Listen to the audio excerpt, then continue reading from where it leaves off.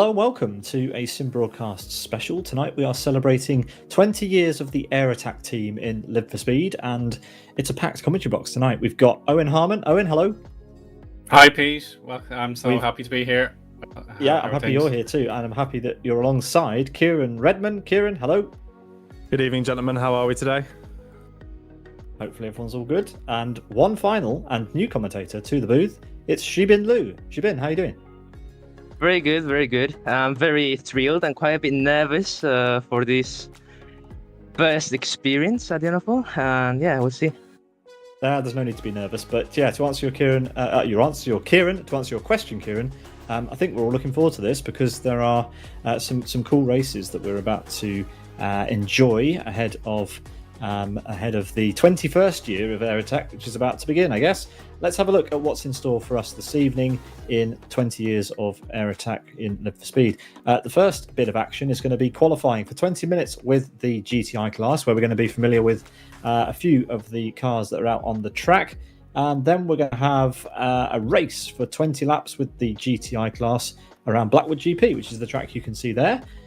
After which, we're going to switch over to the FBM at Blackwood Historic Reverse there, which is obviously the reverse direction without that chicane at the end of the back straight, and that will be another 10-minute qualifying session and a 20-lap race. So yeah, hopefully lots to look forward to. Let's look at the cars. The cars should be familiar to everybody, but just in case they are not, let's take a look at them anyway. First of all, we'll be enjoying the GTI class in Live for Speed, which is the XF GTI, of course, and the XR GT. The XFG is the front-wheel drive 1.3-litre inline-4 configuration, and the XR GT is the 1.8-litre inline-4 front-engine rear-wheel drive configuration. And yeah, these two are not very evenly matched, let's say. At Blackwood, the XRG is favourable because of the long straight, but plenty of cars potentially will be driving in the XFG. Eoin, it's going to be a good one. Yes, it will indeed. Yeah, it's been 20 years of organisation and passion from the AirAttack team. So yeah, they've got a very special treat for us ahead. And of course, yeah, Blackwood is the venue, in my opinion, being a veteran, I suppose, of about 18 years here in LFS myself, give or take. So yeah, it's the right place, it's the right team, and I'm looking forward to it. Yes, absolutely. Xibin, you've had plenty of experience around Blackwood. What do you make of the lineup tonight? It should be fun. Well, I mean, it's going to be very interesting, obviously. We will see a lot of drivers, obviously. And yeah. I can tell you're nervous. I can tell you're looking forward to it, but we'll get there. Kieran, this will be, I think, the first broadcast that you've commentated on that is using a standard track. You've done 4 broadcasts so far with us, I think, and this is the first time you're going to have one that doesn't involve concrete or a mod. Yeah, 4 broadcasts in, loving every single one of them, and the creativity within the community has been really cool to see. But I've always been quite keen to see how Blackwood GP and Blackwood Historic it would look with obviously the base cars, base team, and yeah, we're going to have a really great evening of racing around a track that's available to everyone at point of demo of this game. That's a very good point that I didn't mention. Thank you very much for that. Yes, the first race tonight is available in the demo with the GTI cars and the Blackwood GP track. But the second race tonight, which I will flash up on your screen with this track, Blackwood Historic Reversed, is not available because you can't have reverse configurations in the demo of the game. We're about 10 seconds away from switching over to our qualifying session, which is going to start automatically on the hour. So we will switch over to that in a minute, and I'll hand the reins over to Eoin Harmon and the rest of the guys in the commentary box for that. But yeah, before that happens, all that's left to say is thank you everyone for joining us for this celebratory race. The AirAttack anniversary is upon us. It's 20 years since this team kicked into life, and well, the team has brought us a lot of things over the years. Sean Lee, a prominent member of this team, of course, has been involved in loads and loads of series over the years, and you've got things like Aereo, the LFS InSim tracker, which was brought about by EQ Worry, a member of course, the AirAttack team. So yeah, a proud history in Live for Speed as the drivers all ready themselves up, Eoin, for the start of qualifying. That they are, yeah. So they're just getting the final bits and pieces set up so they can begin the qualifying session. AirAttack have up to 5 drivers potentially, or 4 drivers, I should say, available if they're ready to go in the server. So here we go. Drivers now entering the circuit, and it will be a busy track, of course, with this mixture of XFGs and ZF4s. So yeah, it's going to be busy, but everyone should be polite, of course. Make sure they stay clear of their competitors when the time comes. So Naloy Luca is most enthusiastic to get involved here with his fetching livery. So the winners team represented pretty well there. And of course, there's a look at Joe Russ as well, one of the other AirAttack cars. So yeah, lots of excitement to witness. But yeah, Naloy Luca not waiting around whatsoever. Yeah, it's a 20-minute qualifying session here. Kieran, go for it. Yeah, I was just going to say, not going to be too difficult to spot the AirAttack team with their chosen liveries. Fluoro Yellow, the first one that we see there. Really, really eye-catching team. Obviously, 20 laps round the sun for this team. And yeah, obviously, we've got some really prominent figures in the community as well. Obviously, Nana Luca is a name that I've become very familiar with in my brief time working alongside the LFS and Sim Broadcast team. Yeah, really quick drivers in this lobby, so it should be a really good evening of racing. Yeah, so another 30 seconds to go before we can watch the first hot laps in full flow now. Sean Lee there in pit lane, just probably waiting for a chance to clear or clear up for himself. And yeah, you got to be mindful of all these sausage curbs, guys. I've had all sorts of pains and miseries around my time trying to get used to various cars here in LFS, and the chicane is the litmus test for your lap. If you haven't got a good chicane, then you may as well just try again next time. So we're on board now with Naloy Luca. He's going to enter the first hairpin, a site of so much drama across the years. Very, very exciting overtaking spot as the curve just on the left forces you to adjust on the fly, and he's pretty nailed that apex, I think. Now here comes the big sausage curbs on both sides coming. And it looks very good to me. Yeah, you need to take a sort of a DTM philosophy there. Take as much curb as you can as you try and maximize the amount of track usage that you've got there. Really good first section there for Nana Luca as he heads down the back straight, Xibin. Yeah, so we've seen the very great exit from Nana Luca at the first corner. Now we're seeing him going through this section, which is with the big braking. Maybe someone will overtake here on the race, as we see third gear for Nana Luca. Preparing this next chicane, going through the curb and then to such a curb. I think he went a bit deep on the mid corner. It's a very clean lap so far by Nana Luca now, watching him on board. He just seems to be hitting every apex right. It'd be interesting to know how much he's pushing here in terms of a percentage. Obviously, he's putting in a banker lap, try and get a really good solid lap in lap one, build the confidence as he heads through, hitting these apexes again, taking as much control as he can there, Ewan. Yes, indeed, Kieran. Yeah, the fact is sometimes it's better just to have 4 or 5 laps of fuel on board so that when it's fully dialed in, you can really excel on your lap. Whereas other drivers might prefer to go 1 lap for the out lap, 1 hot lap, and 1 in lap. So we might see a split of strategy here in our XFG and XRGs. So this could be something fascinating to watch. But yeah, Naloy Luca was the right person to pick, as he's already in the 133s, pretty much 0.3 of a second quicker than another one of our great LFS competitors right here on camera. It's Martin Capal. So he's the closest to Naloy Luca so far. Then we've got Orex, Magic, and Rain in the top 5. Yeah, that's impressive from Martin Capal. He's basically a fossil at this point, competing there with Nana Luca, who is one of the more fresh faces to Live for Speed. But Martin slotting in a very competitive time there, 34.12 in the opening gambit. Let's see, shall we, if there are anyone choosing the XRG on the track. We do have, of course, Sean Lee, who is coming up to complete his what is that? Is that a lap or is that this is his lap now? Yeah, that was his out lap. So let's see what he can manage in the what should be slightly faster XRG. Got two very different cars here, obviously front wheel drive versus rear wheel drive, and Oh. Sean getting it all sideways through Ooh. turn one there. Lovely stuff, full opposite lock, looks great on camera, not so great for the lap time. Once again, taking as much corner as he can, and much curb as he can, I should say. Obviously, the GT, much more reactive car, obviously more prone to the oversteer as opposed to the understeer in the GTI version. But here, Sean now heading down the back straight, might make up a little bit of time here with the slight maybe power advantage, I would say, between the two vehicles. But again, it's kind of like a mini kind of class racing between the two of them, in the sense that obviously two different cars, they're kind of in the same category, but it's almost like two races in itself.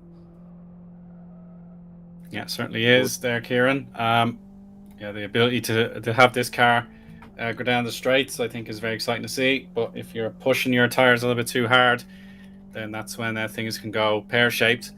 Whereas the XFG is probably the learner car when you want to get started in a demo edition of LFS, just to get your way around a car. So if I was racing in this one, I would have picked the XFG. I'm a bit more familiar with it, more adaptable to it. It has more freedom, I think, depending on what you need out of it. But yeah, the XRG on power and control is definitely a valuable choice. And we're going to see Sean cross the line for the first time after about 6 minutes of action, and he's down in P8, so yeah, you have to try and improve his turn one entry to find a bit more time. It's Carl's who's gone provisional pole, lovely. and is re-leaving re-exiting rather the pit lane with a 1300th of a second advantage over Nalaluka. So the first car to set what I would call respectable time actually in the session is Carl's, and is immediately pipped by an XFG of Nalaluka again. So Nalaluka really has that XFG dialed in at this point, and I'll be very surprised if an XFG takes the overall pole. It's incredibly. Oh, go on. Yeah. Well, the disadvantage that the XFG has got on the straights, if you ever raced on demo, you can see it. You can appreciate how much an XRG can gain into XFG. This case, Nalaluka, I believe he's got the world record on this circuit with this car for XFG, if I'm not wrong. But as we're seeing once again, Carlos going through the curbs. Maybe he can fight once again the pole, maybe. He's pushing very, very hard here. It's going to be interesting to see how Carl's can respond to Nalaluka. Can he retake the top spot? We've got some slower traffic moving out of the way. Good job from that vehicle there, as Carl's now pushing through the final section, as we now ride on board with our third place driver, RX here, heading down the back straight into this lovely turn here, a little bit sideways, bit of opposite lock, nice and controlled though on exit, puts the power down, very smooth through there. And we now have Ivanov as well heading down the same section of road under brakes. It's actually good to compare both cars and their characteristics. You can just see that car's kind of wallowing a little bit further, wider towards the exit, whereas obviously the rear wheel drive variant wants kind of that rear sort of step out a little bit more. Magic running in P4 as well. It's top 7, I was supposed to top 8, covered by less than a second. It's going to be a close one, gents. That it will be, Kieran. So. Yeah, go ahead, Pete. Yeah, that's okay. Magic running a name we've not seen for a number of years. Obviously, the name that he used pre-race green, as far as I'm aware. So that's a nice little throwback. And, well, we've got crowded pit lane. We've got Takumi leaving the pit lane just behind Firestarter, who is the promoter for this event in particular. So Firestarter yet to set a time, and leaving the pits now to try and do just that. A bit of a slide on the exit. Why not? Oh, actually, he's bailed. So he's going to try and set one later on. Yeah, he almost blocks the XFG here in front of Takumi. Maybe he realized that and spectated himself. As we're seeing Takumi, well, he's doing right now outlap. He's pushing quite a bit the car in front of him. Yeah, that's TomTom just ahead, and TomTom is on a lap, so hopefully Takumi doesn't hold him up. No, he's backing off just to allow him to set the time. There's plenty of space out on the track. We've got 15 cars setting a lap so far. As TomTom aborts that run. Wasn't happy with the line. I was just going to say, what a very interesting strategy. I wonder if there's a bit of gamemanship there from Takumi, putting TomTom under pressure on his qualifying run, pushing him into a later braking zone there. I'm unsure, once again, a bit of psychological warfare going on early doors as we celebrate the 20th anniversary of AirAttack Racing. Guys taking this very seriously, for sure. Yeah, you don't normally notice drivers needing to take slipstream like that on the back straight, the famous back straight here at Blackwood. And Firestarter now still building up tire temps, making sure he's got everything ready to go. He's got 2 cars in front of him, but he has enough space behind if he needs to just let off the accelerator in turn 7, for example, and just make sure he's all set to go. But yeah, it feels like he's confident and he's ready to set a lap here on this evening that he's been looking forward to for a while now. It's a very important stage here for AirAttack, just to celebrate 2 decades of effort and glory as well. So here we go. Firestarter ready to get this car running for a lap now. Let's see who gets on. While we watch him sort of get ready for his lap, if I draw your attention to the timing tower, we've got an XFG and XRG with exactly the same lap time at the top. Nalaluka has set the lap first, but Carl's matched him in an XRG just now. And Firestarter will want to take the pole, won't he? So let's go on board and see what a lap round here looks like in the XRG. Plenty of opposite lock as he tries to get it through the first corner, up over that first sausage curb, riding over the rumbles on the second part, and then over the curb again, the exit. But then he can sort of settle down and just hope that the number that appears on his screen when he drives over the first sector line now is a good number. And I confirm that it is a good number, in fact. It's a good first sector. Sean has set a slightly faster first sector, so we might see an improvement from Sean as well on this lap. Look how far he's leaning over to the right-hand side of the track, just trying to take the shortest route he humanly can. And he gets on the brakes, he's all sideways, and he controls it very nicely. A little bit of counter-steering there to try and keep the pace up. Both these cars are all about momentum, as once again he swings it left and then pitches it right in a very sort of minor Scandinavian flick there into that corner as he now heads through the uphill chicane, and he has his run to the line, once again trying to minimize the amount of track he has to use, get the shortest run possible. Once again on the brakes, getting slightly crossed up, having to counter steer through, maximizing his exit, keeping it on the rumble strip. And now as we head into the final complex of corners, he pitches it in, misses the curb, runs a touch wide. He's maximizing as much as he can. Is it fast? We'll have to see as he crosses the line. Firestarter, he goes P6, P6. So maybe a little bit lost there in the final corner, gents, running wide and getting on the grass. In fairness, Sean did the same thing. I was looking at his perspective on my screen, and Sean just used a little bit too much of the grass on that final corner exit, and that's going to really affect the rear-wheel drive car.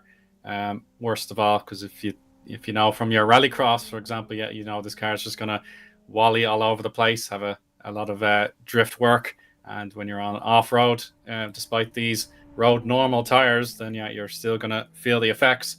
Whereas this XFG, once the understeer is dealt with, then I feel like you can be pretty secure in the knowledge that you can push.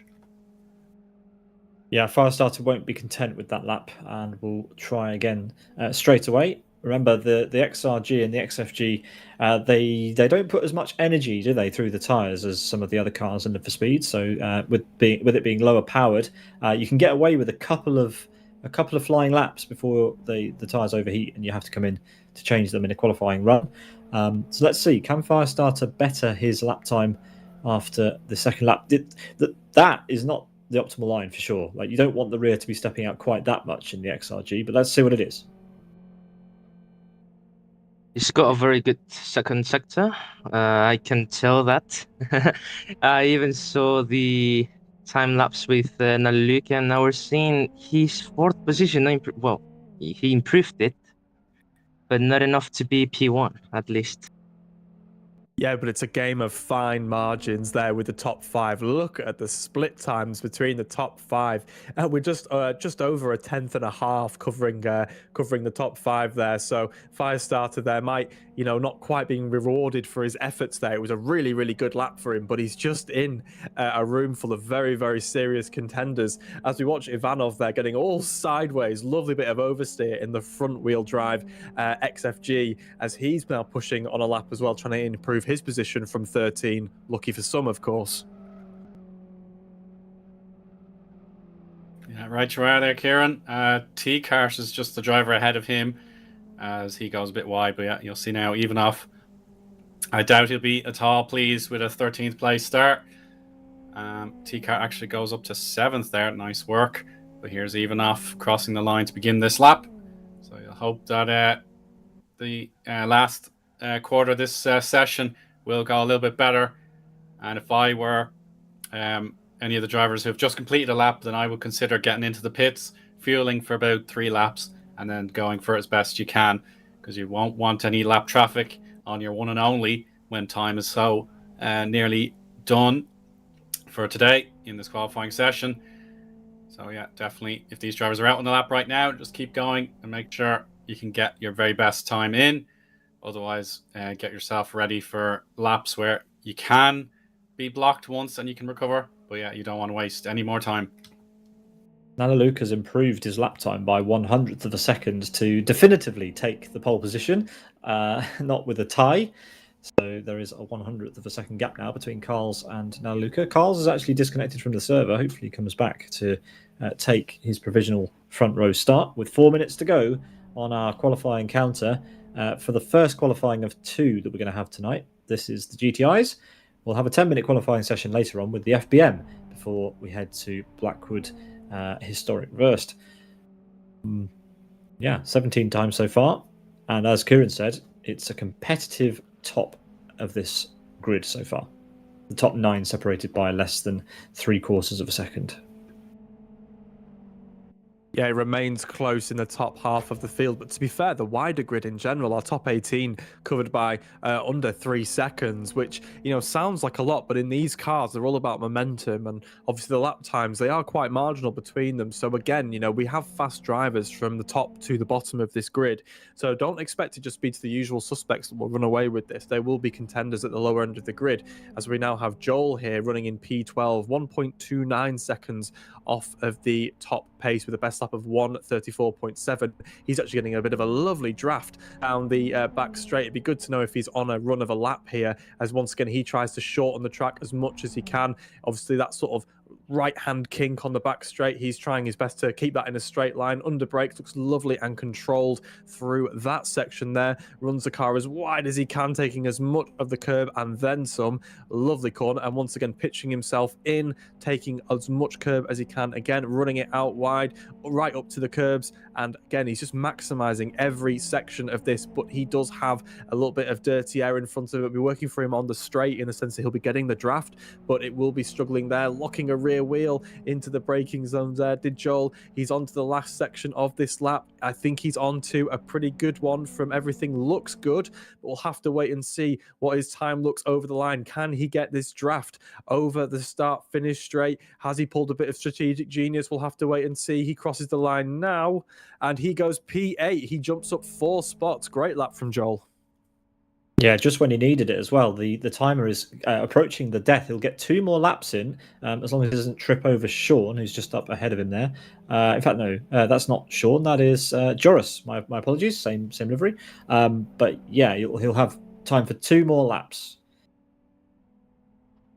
Yeah, we're down to 1:30. So yeah, you need to be on track right now to stand any chance of being eligible for a lap. I suppose, Xibin, to bring you in for a sec, I've compared our stats on LFS World, and I know you've done more mileage than me, despite my many years more of a head start over you. So I suppose now this is kind of the combo if you want to have a demo race to get yourself started. Are you able to notice something between the drivers that you might know well and others who are faring in this race for probably their first or second time in a competitive setting? Is there anything you're witnessing so far that maybe we've missed? Um, I think that for the jolt lap, I saw that he went into the curb. I think he literally ride the curb. I Mhm, don't really remember, but he went to the grass, and that exit for that last corner wasn't the perfect one. mhm. Right now I'm seeing on my screen that he's also doing that, but if it works for him, it's all good. And as you said, this is a great combination if you're demo. At least for me, when I was demo, I was always racing GTI, XFG, and now when I see myself into the past, it's like, wow, it's been a long time. Absolutely. Yeah. Thanks for answering my question there. As we now hit 0 on our timing clock to indicate everyone has to finish their last lap, and then we'll know our grid.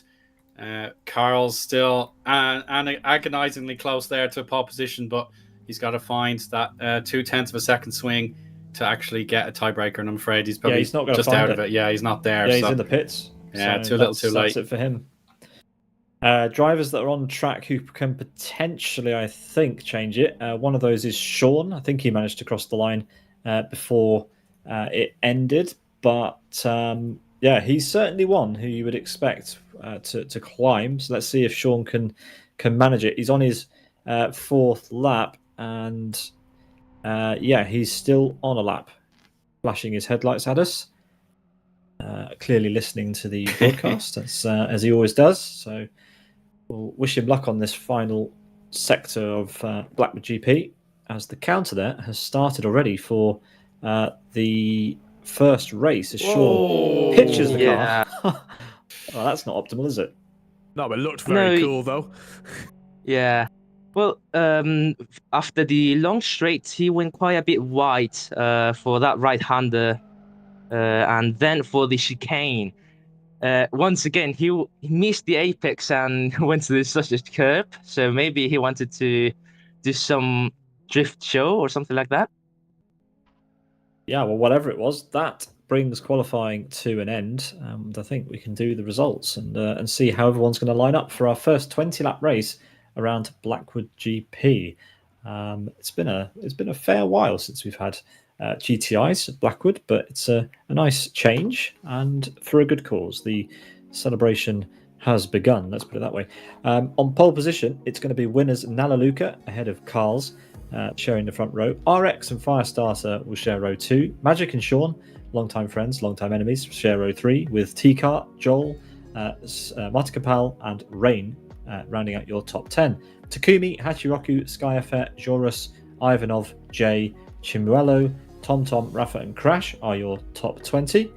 And we don't have any times on the second page. We have 20 qualifiers for tonight's action, and that will, in fact, 18 official times in qualifying, 2 drivers who didn't actually finish a lap.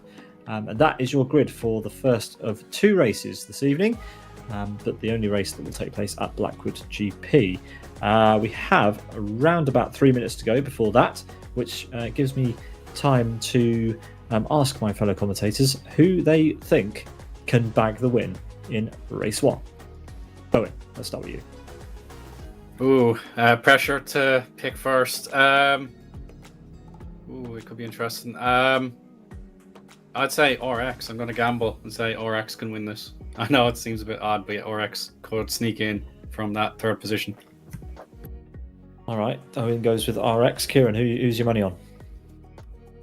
It's a really tricky one. You could take anyone from probably the top 10, given the coverage on the times, and probably any one of them would be capable of winning. Nanaluka and Carl seem like the obvious choice, but I kind of get this feeling that they're both going to maybe, I don't know, cause each other problems, given how close they are, matched by 0.01 of a second. If Owen's gone RX, yeah, I'll go Firestarter. Why not back the boys who we're celebrating? Fair enough. Xibin? I'm going for Naluluka. I think he's got a very good pace. I've seen him many times racing here. Maybe on GTI Thursday, we've also seen him, well, not crashing, but having some incidents, and we saw a few surprises. But I think he's very comfortable with this combination, and obviously maybe with the factor of being for front-wheel drive, it's going to be a very big disadvantage for the race start. Yeah, which leaves me to choose, and it's the one out of the top four that none of you guys chose. I'm choosing Carl's because, well, frankly, I think I've got a back to good horse there. I think Carl's is going to get a great launch, and is going to take the lead into turn one. And yeah, although he'll get drafted down the back straight, I think he's got the pace, he's got the consistency to take home the win in race one. So there you have it, folks. We've picked our winners for race one, but who will actually win? Before we find out, we've got a minute to go, which gives me just about time to make a little bit of a plug. And this plug is going to be about what's coming up next weekend on our channel. While tonight we're celebrating 20 years of AirAttack, next weekend we're going to be celebrating the return of endurance racing to Live for Speed with the LFS Endurance Series 2 Hours of Rockingham. That's Saturday the 25th of October, and you, if you haven't already, should sign up on the Live for Speed forum. That is a collaboration between Sim Broadcasts, New Dimension Racing, LFS France, right here on our channel at the same time. I think we'll be starting at 8 o'clock in the UK and various time zones thereupon on Saturday the 25th of October, so please come and join us for that. Gents, back to tonight's action. We are 10 seconds away from the start of race one. Yes, indeed. We will have some names that want to join but weren't available to perform any qualifying laps. So hopefully they have a setup and feel on board, ready to go. So we'll note some of them. Rafa and Crash are there, but we've also got Parata, we've Takumi, and we've Eddie as well. So we'll have more than the 18 drivers available to us. Here come the lights. And everyone's ready to get going. And away. Oh, Firestarter's missed the start completely. Firestarter was napping. That's a bad start there for Kieran's pick, I think it was. Firestarter is way behind, and Carl's on the outside has the advantage as predicted. RX in the plain black livery will defend the inside line. Oh, trouble for Rain, I think that is. Yeah, Rain or Joel in the beg your pardon, is in the wall, and he's spectated. 2 by 2 Noah's Ark as they head through turns 1, 2, and 3 through this tight chicane. Oh, we've got cars up on 2 wheels. Fabulous stuff, but they all get through there fairly cleanly. We've got someone clipping the hay bales at the rear of this track as they now all head down. This train of vehicles heads down the back straight, down the hill, and towards the turn at the bottom end of the corner. There's going to be several drafts going on here, cars jockeying for position. We've got Nanaluka currently leading the pack and covering left and right. He opts to move to the outside as opposed to the inside, but we've got an ambitious lunge potentially for one of the attack cars. Not happening here. We've got RX in second place and Carl's in third. It's a very closely guarded grid in the top 5 or 6 of them. You can throw a blanket over them. We don't know who would come out on top as we see a very ambitious lunge at the back there. I believe that was Firestarter making a move, trying to make up for lost time from the start. Yeah, Nanaluka defends the lead. That's a heck of an achievement in this first lap, of course.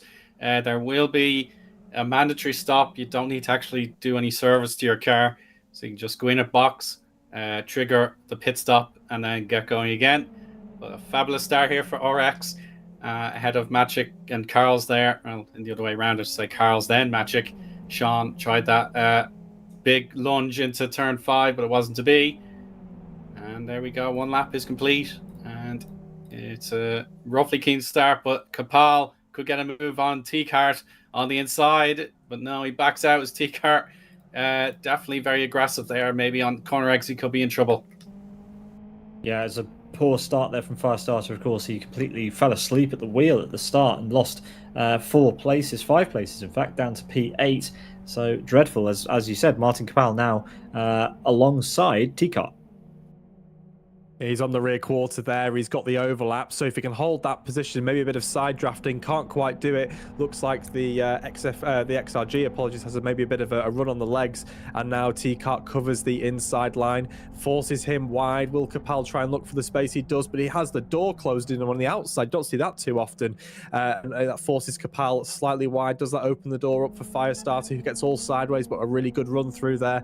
Nothing doing for him, but Kapal right on the tail of T-Cart, who was... Oh no!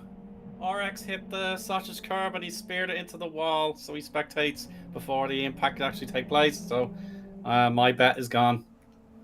Oh, off-camera incident as well. It wasn't on the stream. We didn't get it, and battle with that Carl's, is yeah.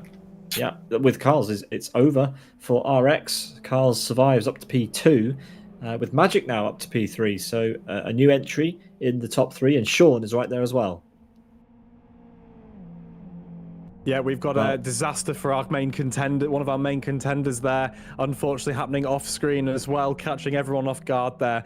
But we've got still several contenders left running there, as we have Capal sitting in the draft of T-Cart. He shows his nose, breaks slightly early, probably looking for a better run down the back straight now as T-Cart runs the car as wide as he can. Capal is right on his rear bumper, and he's bumping his way through the chicane, just trying to get up close and personal with the Nismo sponsorship on the rear spoiler as they head down the back straight. Who will come out on top between T-Cart and Capal? It looks like T-Cart's got a bit of a run there, gents. Yeah, he has. He's got the momentum. Martin ran out of slipstream, as we've got now. Sean immediately going for a move for P3. He's fighting for the podium places already. Just having a look here on the timing tower. My pick as well, Firestarter, appears to be falling down the order. P14. Apologies, yeah, I'm just hearing in my ear. He actually went into the pits, one of our early pitters there. I was going to say, would anyone take an early pit stop strategy to try and avoid all of the traffic? I did notice that Chimelo, I think I'm pronouncing right, in P15, he actually pitted on lap 1, and he took the early advantage. So it's going to be interesting to see his progression up the field and seeing if this is a good strategy to pit early, avoid the traffic, avoid the battles, optimize the strategy. As we have Sean and Magic going side by side, showing great racing room, really evenly matched, giving each other lots and lots of room there. There's no way he's holding that through there. Absolutely not. He's done it. I can't believe it. He's managed to hold it, keep it pointed in the straight line, and they haven't even made contact. No door rubbing whatsoever. Brilliant stuff. Yeah, and what's even more brilliant is that Sean is obviously from Singapore, where it is currently 3:30 in the morning. Now that, on a Monday morning, is absolute determination from him. And, well, they've actually let T-Cart catch right back up again with their fighting here. Side by side through the chicane now again, still refusing to yield. Magic not letting Sean have a look in there at all. It's now becoming a 4-car battle. XRG, and then XFG bringing up the rear, pushing them all along. It's like one big train of vehicles now as Sean gets the draft, gets the overlap, and he now takes the inside position. It's now picking which train do you want to follow. Do you want the inside line? Do you want the outside line? It's more like NASCAR this. Where do you go? There's a third line forming, a third queue. Anyone looking for an advantage that they can get? The two at the rear opting to brake early as Sean fires it up the inside, runs them both wide. T-Cart now has the overlap and advantage, but here comes Capal up the inside. The 2x2, they go in again. There's a dive for the rear quarter. Somehow, some way, they all avoid each other, but it is a great move by Sean to take that position from Magic. He finds himself up to P3, but for how long? For how long, indeed. That was a great move. Great action and great calls there from Kieran. As we head on to lap number 5, Sean has got up to P3, but now finds himself with a 4-second void Magic in the up the road as Carl's pits. Oh no, sorry. Yeah, you're right. It's Magic Magic, pits. yes. That was a bad call, but there we go. No problem. So yeah, remember there's no speed limiter on these cars, so you need to plan your setup in a way that it won't hit the 80 kilometers an hour speed limit too quickly. So you have to just be careful on your accelerator. Don't tease our speed limiter until you're ready. But yeah, Magic will know how quick he is if Firestarter's there. Go ahead, guys.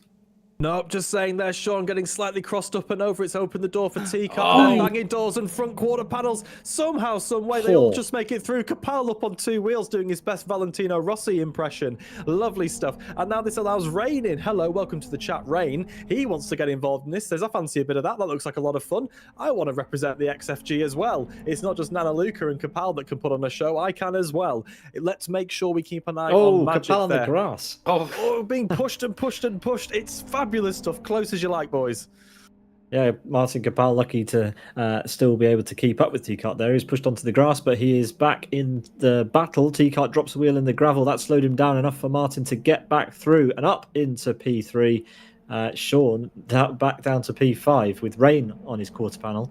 And where are these guys going to come out in relation to Magic, who pitted just at the end of the last lap? He's battling Firestarter here, guys. Side by side into the 6-7 chicane. Oh, door to door. Just a slight lag impact, but nothing that was horrific. So apologies for Firestarter. They're just saying that was my bad. So Magic is back ahead. And yeah, knowing that both these guys have pits served and even off goes in just in front of them. So what will be important for them is that they just keep their noses clean and they don't do anything too reckless, because then they'll never know how good their potential actually was. So we see Tika going turn 1, and Rain has got a very decent exit for this corner. We see him right about his rear bumper.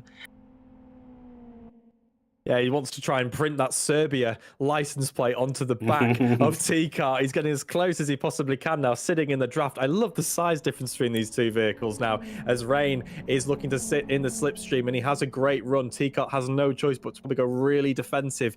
Will Rain opt to swing for the outside to then push the advantage? No, T-Car opens the door. That's a late move. That's a responsive move. Cuts right across Rain's braking zone. I'm really surprised they didn't actually trip over each other there. But now Rain has the overlap on that right rear quarter panel. Can he use it to force his way through? There's definitely contact there, but nothing doing. And another bit of further contact. Rain is looking and pushing for as much as he can. If he will not open that door willingly, he'll kick it down. That's cost him a ton of time. Lovely call there, Kieran.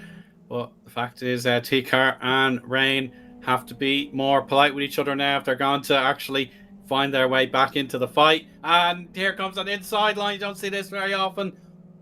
T-Car continuing to slalom around the place. Still nothing out of order with the temperature, so it's just a little bit of panic. I think that he's just overdriving the car a little bit. And Rain, perhaps his best chance will be after the chicane. He won't dive here. It's too difficult unless T-Car goes wide on his own volition. Well, corner exit. It's looking good there for the XRG, and he can block. So here should be Rain's chance to get a slipstream and then go for it. It's not any closer than this anywhere else on the grid right now. Rain and T-Car not thinking about pit strategy. They want to get this position outright. They are slowing each other down, but it's making it great fun in the commentary box. I think there T-Car was getting all sideways and used the oversteer to make a Rain-sized gap through that chicane on the last lap there. But now as they head down, it's the same situation again. Rain a little bit further back. No option there to throw it up the inside as he falls out position. But now we look at Carls, who has made great inroads onto Nanaluka. 0.61 seconds behind, but I think it's probably a lot closer than that now as we head into this final section of lap number 7. Carls is looking to put Nanaluka under pressure. As Xibin mentioned before, Nanaluka is one of the lap record holders here in this vehicle around Blackwood GP, which is a great stat to have given it is the obviously entry point for most people into this game.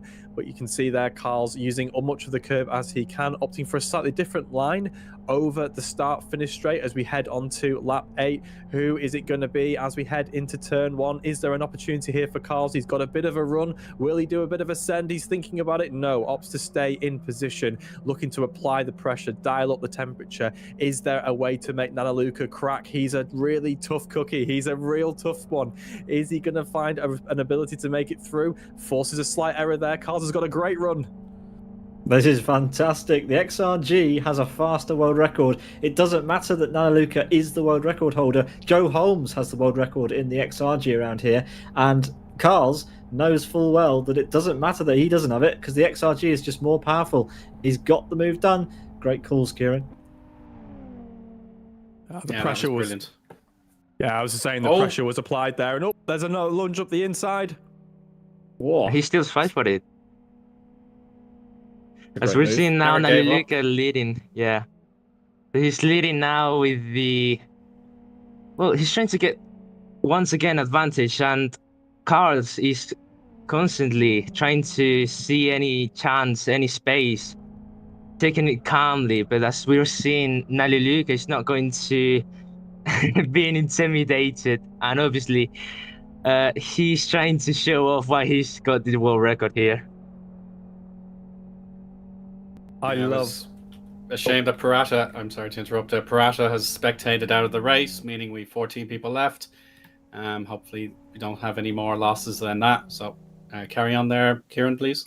No, was just saying we've just dropped to maybe a couple people there, but there, Carl's really interestingly not opting to pit, thought he might take the chance while they're both tripping over each other to maybe go for a pit stop, get out into some cleaner air. However, given how many people have actually pitted in this race now, he probably isn't going to come out into cleaner traffic. It could be like a magic fire starter situation where they were both sort of really pushing on each other.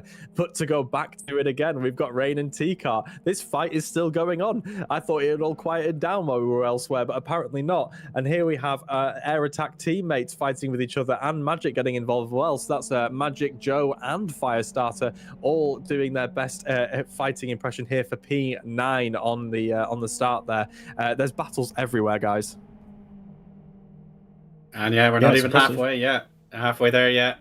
Joe should probably do his teammate a favor here and block Magic. That'll be very well received there in the AirAttack garage. Let's see if they can actually run that ploy as we go back to the lead battle.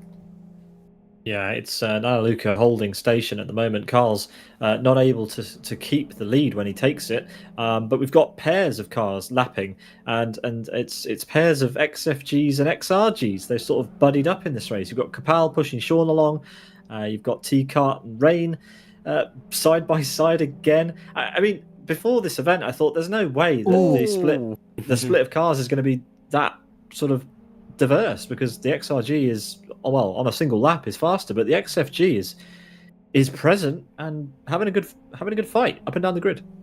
There appears to be advantages to both cars across different sections there.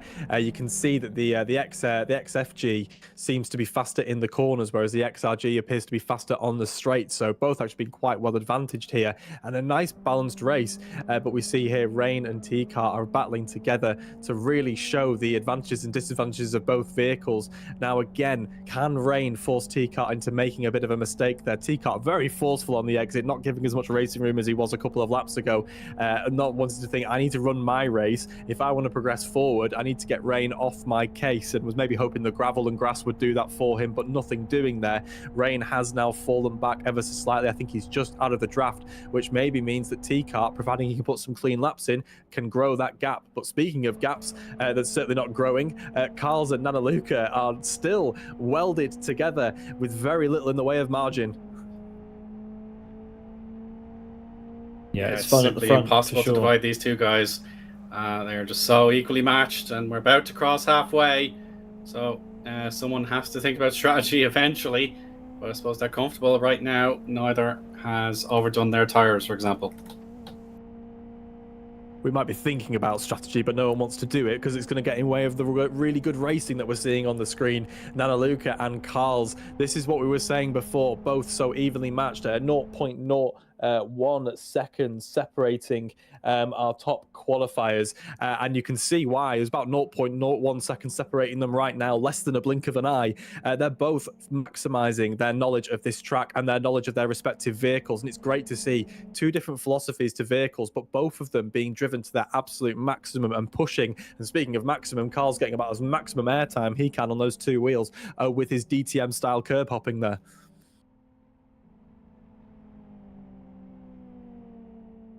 Oh, we're going now again to Carl's. He's got the slipstream for the outside into turn 5 this time. Oh, he's already got it done. That's the power of the XRG on full display, but you have to slow it down, of course. And that's where it's gone pear-shaped. Yeah, same mistake again. Yeah. You need to block that apex, otherwise Nanaluka can get the run up the inside. Carl's is further alongside than he was last time, but the XFG is just so much better in the corners. He's still on the outside. Nanaluka may just be able to hold on here. This straight's not long enough for him to be able to get the full advantage. It's going to be close. Let's see what happens here. This could be Carl's chance. No, he's backed out of it. That's the best chance he's had all race. That was great respectful racing between the two of them. Carls was putting his car in a vehicle that required so much trust from Nanaluka not to run him out of road, and maybe some drivers would have done there. But no, great racing room left by both of them as this battle continues, which is great for us because we're about to tick over to lap 12, which means we've got 8 more laps to go. And with that, we have 8 more laps of this fabulous battle between Nanaluka and Carls. It's going to be really interesting to see if both of these gentlemen decide to pit at the same time or whether they decide to split their strategies, because while this race is really, really good. I have no doubt that one or two of these drivers would be able to maximize maybe better lap times if they weren't fighting each other. But hey, I'm not going to tell them that because I really want them to keep up this battle. Absolutely, and now we're seeing if Carlos can get much closer, as we see the power of the XRG here, as we saw the last lap time, and we're seeing side by side with Carlos and Naliluca. Carlos makes the position, Naliluca goes behind. Is he going to try to fight it once again? He's not. I see him going wide now. Yeah, now Carlos has not made the mistake. Now we'll see how he will manage, because Naliluca is not going to be very passive. Passive he will certainly not be. He wants to get that position back. He's been running in the lead for most of this race, having had slight irritations from Carlos as he tries to take and challenge for the lead. But every time beforehand, Carlos has overstepped, the rear's stepped out, and what's happened there is now Luca's been able to get him back on the overrun. However, Carlos has that position locked down this time and is taking his time through these corners, which ultimately is slowing down Nanaluca, although he ran wide ever so slightly there, moves to the outside. This means Nanaluca is sat in the draft as he pushes him down into turn one. That means that Carlos is more than likely going to have to go defensive as he heads into turn one. Opts not to, has the door open for Nanaluca, who brakes heavily, throws the car up the inside. Carlos living in plenty of racing room, looking for the up and under. Can't do it, and it's as you were. It's like a copy and paste of lap 12. Nanaluca retakes the lead. Yeah, Carlos went into the picnic for that last corner, and we're seeing now once again the same battle, the same move from the last two laps that we've got here, and it's once again Carlos going in front of Naliluca, and Naliluca has no choice to stay behind of Carlos. I'm just going to jump in for a sec, guys. I saw something totally bizarre from T-Cart just coming out of pit lane. He just cut the exit completely, hit those cones. If we look at the next lap on it, I'll show you what I mean exactly. But he just decided, I'm not going to follow the regular pit exit. I want to battle Joe. I don't give a hoot about what people think. And let's see if this piece of certainly foul play, in my opinion, he can't be doing that. But let's see if it pays off. If it wasn't on the stream, it never didn't happen. And T-Cart has taken advantage by diving up the inside, and he barges Joe out of the way. That was a very forceful move there from T-Cart, clearly looking at the rule book and maybe not looking for any advantages he can find, but simply ignoring them as guidelines as he takes P9. Maybe not ethically the best way to take P9, but certainly the most fun for us in the commentary box, as we now have Firestarter in that AirAttack yellow livery looking to make a move on Sky Effie as he heads through the chicane here. They are both welded together. Very easy to tell these two cars apart. You've basically got Knight Rider in P6, and then you've got Firestarter in the vibrant yellow AirAttack car running in P7. Oh, sorry, P6 and P5. My apologies. No, P7 there. Timing Tower's correcting there as he looks for the overlap round the outside. Sweeps round. Lovely stuff. Loads of opposite lock. Keeps the power down. Tries to get the momentum. Can he cut across the front? They're going to have to go side by side through the chicane here. Will they give each other the racing room? They do. Firestarter all crossed up, missing the curb, and now he gets the run. But we've got Magic looking to make his name known in this battle as well. We've got three XRG cars here, very evenly matched as they head down the straight. Drafts, overruns, side drafts. I don't know who I'm going to pick here going into this corner. It's me. I'm not sure either, but yeah, you saw the green piece of tarmac where the cones sit. That's where T-Cart decided, I'm just going to ignore the ordinary exit. And now on the outside, it's Sky Effa. And yeah, it's looking pretty solid here for turns 6 and 7. Yeah, you'll have the inside for the left-hander if he can avoid the sausage curb. Oh, too much understeer though. And it's going to counter into a tank slapper. And that's Magic. Yes, Magic. That's how you do it. Well, he's going to get both of them. He might do. I think Firestarter might have this covered off. He does, but Magic could be on the inside for the final couple of corners. How opportunistic was that? What a sequence of corners. Magic has pulled the lever and he's got the jackpot there, pulling up 2 positions, not just one through that complex there. He just saw them 2 fighting over that position and he thought, I fancy a little bit of that. I'm just going to sneak along and take that for me. But now he's got to defend it. Heavy is the head that wears the crown. He is heading up this position, these 3 cars, but now Firestarter's looking for the overlap round the outside. He made this move work the last lap. Can he do it again? Not quite. Can't quite get the overlap as he now sits in the draft, trying to once again cement his position as he pushes through. We've got a lovely 12-wheeled XRG here firing through the complex here as now they head down the back straight. Fabulous stuff. It's a great combination. This GTIs at Blackwood is a combination that always delivers 14 cars, and you've got fights wherever you look, and that's what we want. And well, remember folks, the server is open. If you're watching this and thinking, I want a slice of that, well, you can join in for the FBM activity that's about to happen in 5 laps time. We've got one more race this evening, open lobby. Come and join the server for tonight's AirAttack action. Late decision from Carl, beg your pardon, Pete. Carl waited to the very last second to make his entry into the pits. So let's see what pit box he chooses to make sure he gets the best possible exit. I think he's going to go to the very end of pit lane, guys. Yeah. And what do you do if you're Nanaluka here? Do you pit the following lap just to minimize the disadvantage? Or do you run your race for as long as you can and then pit later, maybe on lap 18 or 19, try and get that advantage? I don't know which way I would go, and you can't know which way that Firestarter is going to go as he's looking left and right as he tries to navigate past Magic as they head to start their lap number 16. These two are battling away, but don't discard Sky Ife. He's back there as well, waiting to take advantage the same way that Magic did a couple of laps ago as they head into turn 1, into that braking zone. That's a late break from Firestarter, timing it just right.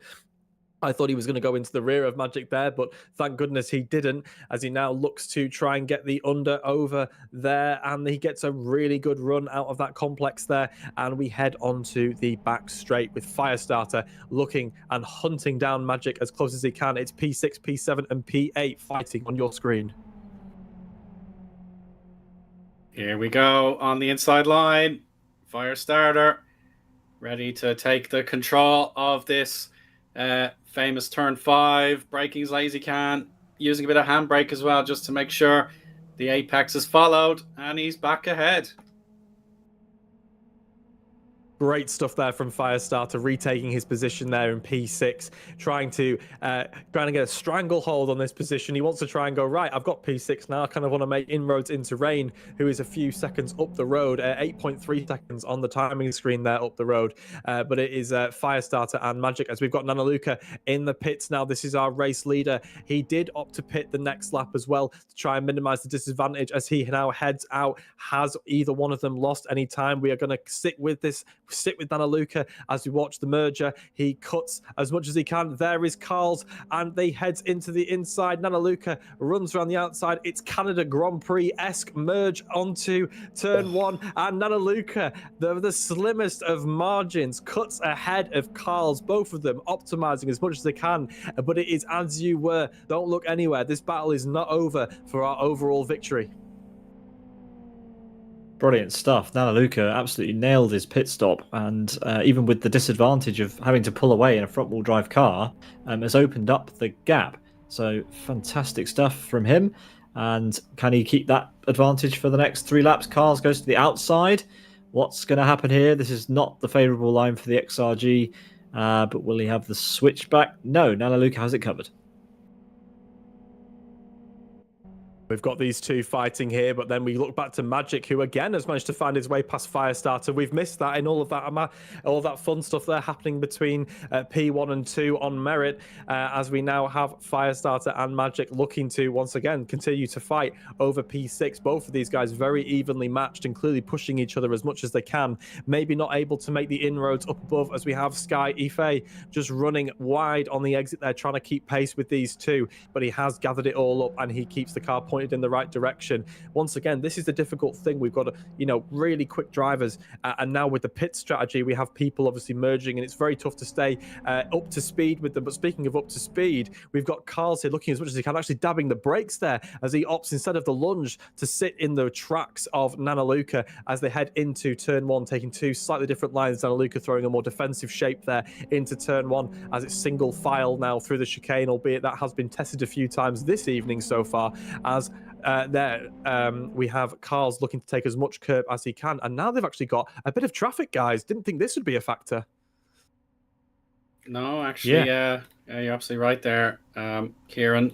It would be these are cars that are just ahead of them on the track. These haven't pitted yet, so exactly. Really that's traffic, Capal.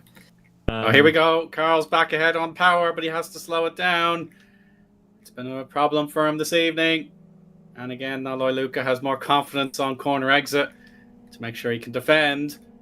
And then he blocks as hard as he can for the chicane. So yeah, Martin Capal is second place gross at the moment, so he has to serve his pit stop. And Sean Lee currently in the lead has to do it as well. So it has to be next time by, realistically, if he wants to actually have the least impact. Yeah, it's a fairly safe gap between our front runners on track and our front runners on pit strategy, so they shouldn't really factor in there. It just caught me slightly off guard as Rain opts for a late pit stop as he peels in from P5. How will his pit stop go, and where will he merge out, as well as Capal also opts to run in and run out? Very interesting pits as they just simply sweep in, do a brief stop and sweep out. I think Rain was caught slightly out there when compared to Capal. Maybe he's lost a bit of ground, but as we now take our eyes back to the battle for the overall lead, we ride on board with Carls as he takes as much curb as he possibly can through that first and second element of the chicane, trying to close that gap as much as he can and get the draft and the overrun. He's going to have to do it like he did it last time. He's going to have to try and get the overtake done well into the braking zone and then control it. Of course, Nanaluka can brake far later than Carls can, but Carls has the power advantage. We can see that here as he's reeling him in. It's like he's thrown a lasso over him and he's pulling him in as he now looks to the outside to put Nanaluka under pressure, and Nanaluka will now run to the outside. Carl's looking for the up and under. He's looking for the overlap, can't quite get it. Will he opt to dive up the inside? No, a little bit more respect shown there. Other drivers may have taken that shot, but not Carl's. He thinks I've got a better chance on the next lap. I just need to keep as close as I can to Nanaluka's rear bumper so I can get that run down the back straight. That's going to be the way that he wins this race. Sean Lee in the pit box. lane. Yes, this Pete. is super important now. Let's see how much time he's gained while he's been running around completely unabetted at the front. And we'll see if it's going to be enough. I don't think it is. Nanaluka and Carl's already sweeping up the hill as they will cross start-finish to start lap number 20, the final lap of the race. Sean's underway again. It's going to be closer maybe than we thought, but these two are already clearing past Nanaluka and Carl's. But the battle continues for the final step on the rostrum. We have fast drivers approaching. He's close. It's going to be very tight for P3 on paper. He's got Magic, Capal, and then with the fight for P3, we've got Nanaluka and Carl's fighting for P1 and 2. This is really, really close. He's looking round the inside. He has the overlap. And it looks like he'll have the overlap. He'll have the run here down into the bottom section. But Nanaluka doing the right thing, sitting in the wheel tracks, trying to get that draft and minimize the overlap. Can he do a late lunge? Wow. Nothing doing there. And it's into that bottom turn there. Carl's has that position solidified now. The amount of overspeed that Carl's had just when he needed it. The exit from turn 1 was perfect. He had so much rear lock, I thought, rear slide, that I thought there was no way he'd be able to regain that. But the overspeed was crazy. Take him to the end, Owen. One last chance for Nanaluka to convert that pole into victory. Carl's isn't defending it. He's not choosing to defend the inside of the penultimate corner, but he will be confident he can win on power. It has to be a send here for Nanaluka to somehow win the race after the last lap.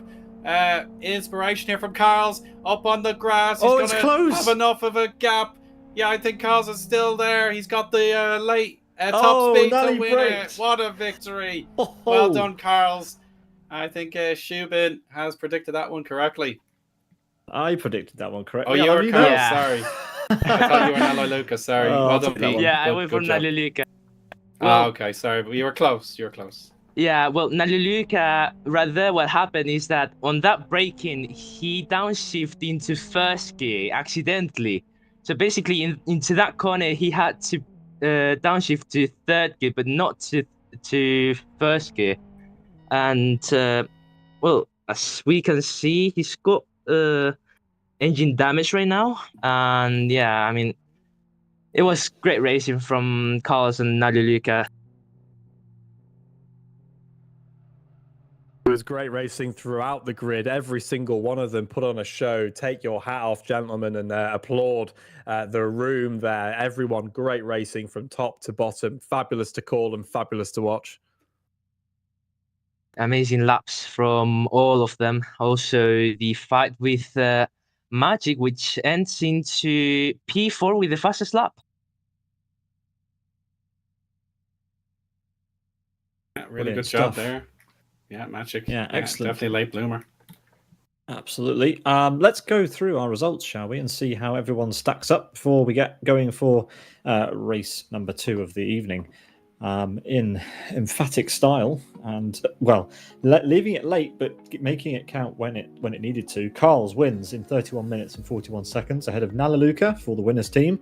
Sean Lee is the air support driver that the member of the AirAttack team running the air support tag for this evening's action, takes P3, the highest placed air support / AirAttack driver on the rostrum.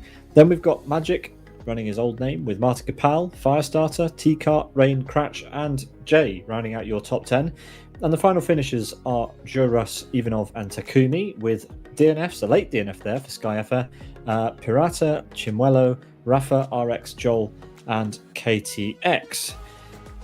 Just one non-finisher on page 2, Eddie, who barely even got going, it seems. So yeah, fingers crossed we get a good turnout for race 2. It should be.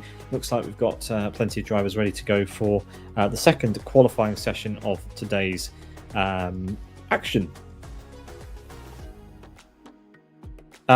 Just to let you know that Xibin has to head off, so thanks for joining us in the commentary box, Xibin. I hope you enjoyed it. Yeah, thank you. I had a lot of fun. Obviously, few mistakes that I noticed, but obviously we're here to learn. And once again, thank you, Pete, for having me here. You're very welcome. See you on a broadcast in future. Have a good evening.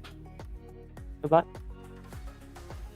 Xibin Liu there. He's heading off for the evening, but Kieran, Owen, and myself are going to stay with you for race number 2. That was Blackwood Grand Prix.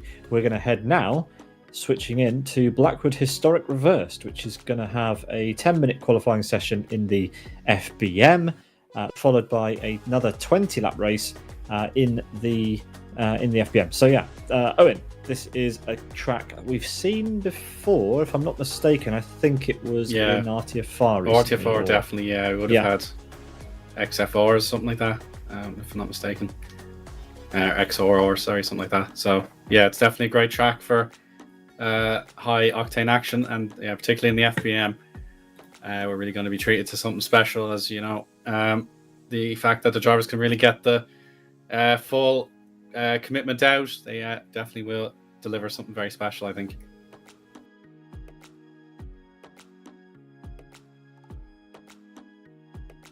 Yeah, here is the FBM, the Formula BMW FBO2 2.1.2 litre. I'll get it in eventually. 1.2 litre inline-4 rear-wheel drive car, weighing just under half a ton, with 140 brake horsepower. It is the third of our demo machines this evening, at a track which isn't in the demo, but nevertheless, it has become quite a popular combination. Owen, in this one. Of course, yeah. If you're looking to begin open wheeler performances, then yeah, the FBM is definitely a great choice to start with. It doesn't feel too lethargic. It really does pack a punch, and it's so lightweight. It is unbelievably petite, but it's also got a lovely engine in the back that will definitely deliver that excitement if you want to learn how to get up the ranks throughout the LFS, the S2 license cars, and indeed if you want a mod as well, then that's even more motivation to keep working. Be at the FBM is a great intermediate car that can produce the excitement. Yes, it has been a staple. You've not seen this car in action yet, Kieran, but you're looking forward to it. It is one of the real life cars that comes as standard with Live for Speed. Yeah, so any excuse to watch some racing of some Formula cars for sure. I mean, I was actually very lucky to watch some racing with this one at the Norris Ring that we covered a few weeks ago, actually. It was great fun to watch. Great car for the guys to get to grips with. As you guys were saying, it's actually very user-friendly. Think of it like GB4 or Formula 4 style car. It's the first step you would take on a Formula ladder, and allows the drivers to get used to the characteristics of single-seater Formula racing in a package that isn't going to punish them as severely as, say, higher powered machinery would do. So expect some close racing here, as we've just had. Close racing indeed. Tonight we are celebrating 20 years of the AirAttack team in Live for Speed. Some notable moments, of course. The AirAttack team host quite a large number of the demo racing servers in Live for Speed. You'll have seen them on the connection list. If not, then why not try joining them and giving the multi-class racing servers a go. As well as obviously Aereo, which is the in-sim tracker that has been part of Live for Speed for as long as I can remember. That was an AirAttack creation by EQWorry back in the day, and of course more recently Sean has been putting together events such as the Layout Racing League for everybody to enjoy. We're moments away from qualifying in the FBM, 10 minutes of qualifying coming your way. But just before we show you pictures of that, a reminder of what's coming up on our channel next weekend. Saturday will be round number 1 of the LFS Endurance Series by LFS France. And we would like to make a plug here because we want you to sign up, get your teams entered into this event. It's going to be epic. It's a collaboration between us here at Sim Broadcast, bringing you live coverage of every round alongside New Dimension Racing and LFS France. It is the LMP2, the Prototype 2, with a huge GT3 class. So please get signed up and we'll see you on the track next weekend. But yes, gents, back to tonight's action. We have cars on the track. Owen, take us away for the beginning of qualifying. Yeah, and the Eager Beaver, this time it's Magic, back to his usual race green tag here.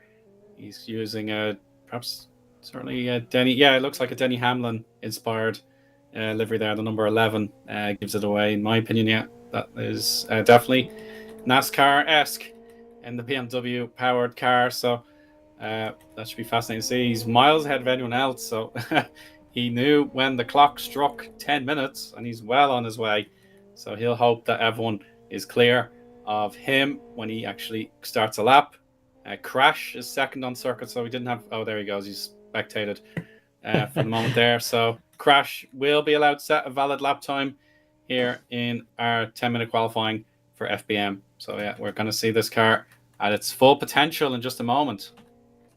Just going to say there, Magic's livery looks like some kind of cross between a Denny Hamlin style NASCAR and a Spiker Vodafone orange liveried Formula car from the noughties. Lovely stuff. And again, another great livery here from Nana Luca. Flashes of purple and blue on the white background. Lovely stuff there on that Formula car.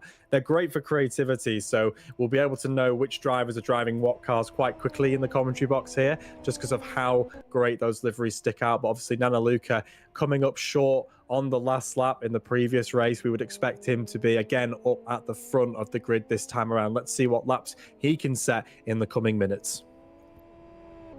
Yes, we just saw Nana Luca go through the cut through, no chicane in this combination. The drivers can make full use of the entire length of the back straight plus a little bit more, which in this combination, if you haven't driven it, does give you some super bumps at the end in the braking zone, which is going to for sure prove tricky for some of the drivers as we get the tyres warmed up in race one. In the race, rather. There is only one race left.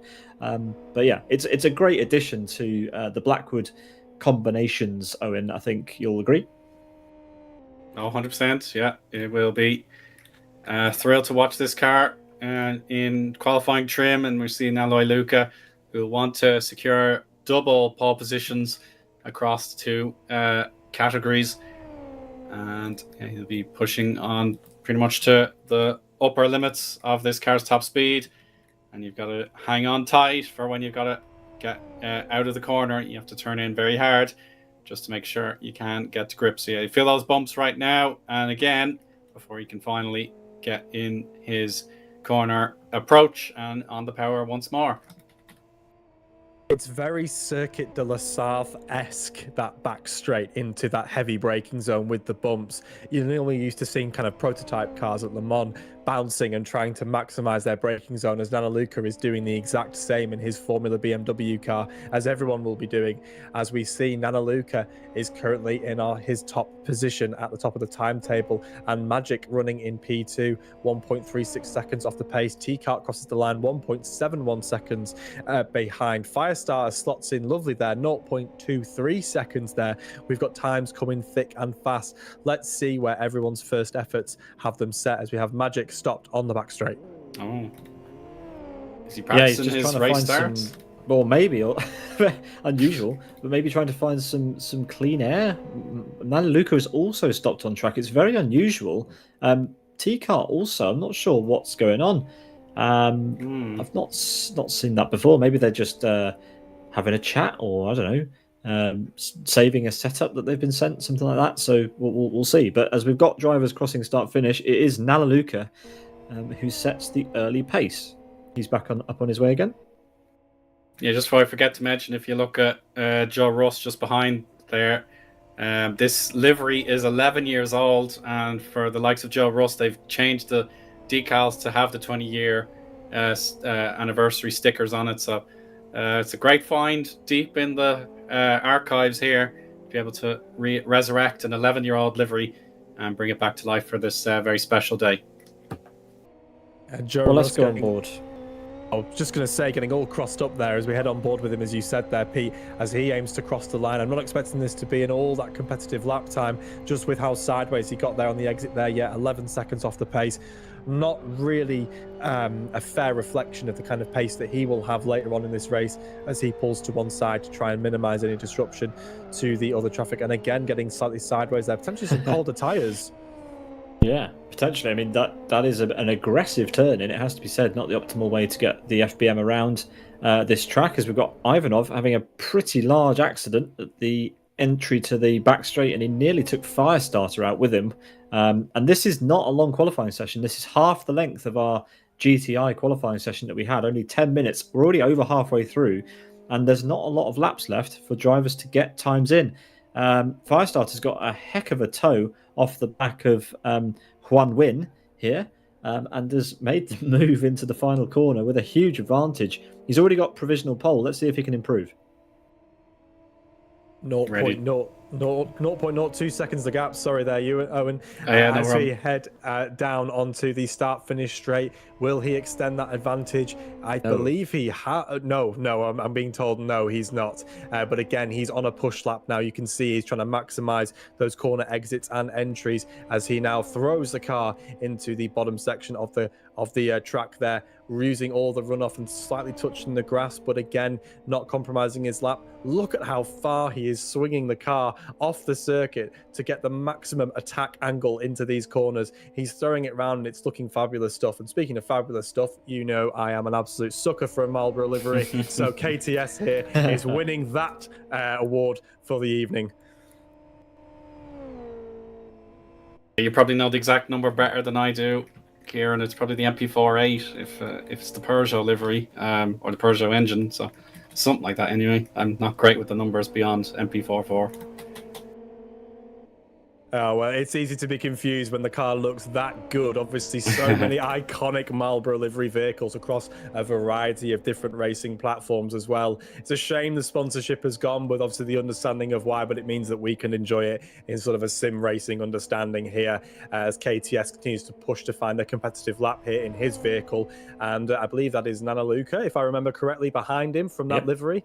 There with the purple flashes on the white background, he's currently running in P3, 0.3 seconds off the pace. Those margins are tiny in vehicles like this. As Nana Luca, I think, getting it all wrong there into the braking zone, a victim of the bumps, as we now ride on board with Joel, who is sporting a very similar livery, almost teammates-esque with their livery choice, as he dives in. And we've got Kapal off the road as well, one of our contenders. Oh gosh, that's a big mistake if he's gone off on purpose or by accident. if he's realised the lap was so unsalvageable, then yeah, he'll have to get straight in the pits and try again. But yeah, KTS is running the Honda power, so that's probably the MP46, one of the last to run the Honda engine. So yeah, this looks like an Eddie Jordan special. This one, Owen. Yeah, definitely a late stage Jordan on the front at least. So yeah, Sean choosing to run a standard AirAttack livery as opposed to the celebratory one, but it definitely stands out among the pack. And he's going to cross the line to set his pole time. It's straight to the top there. Brilliant by Sean there. Just he is starting on pole. This is another hot lap. So my so that's the end of his attempts to defend the pole position. So yeah, I'm just getting a little crossed there. But yeah, Sean is on provisional pole, but he has to get back to the start line immediately to make sure he can get one last try.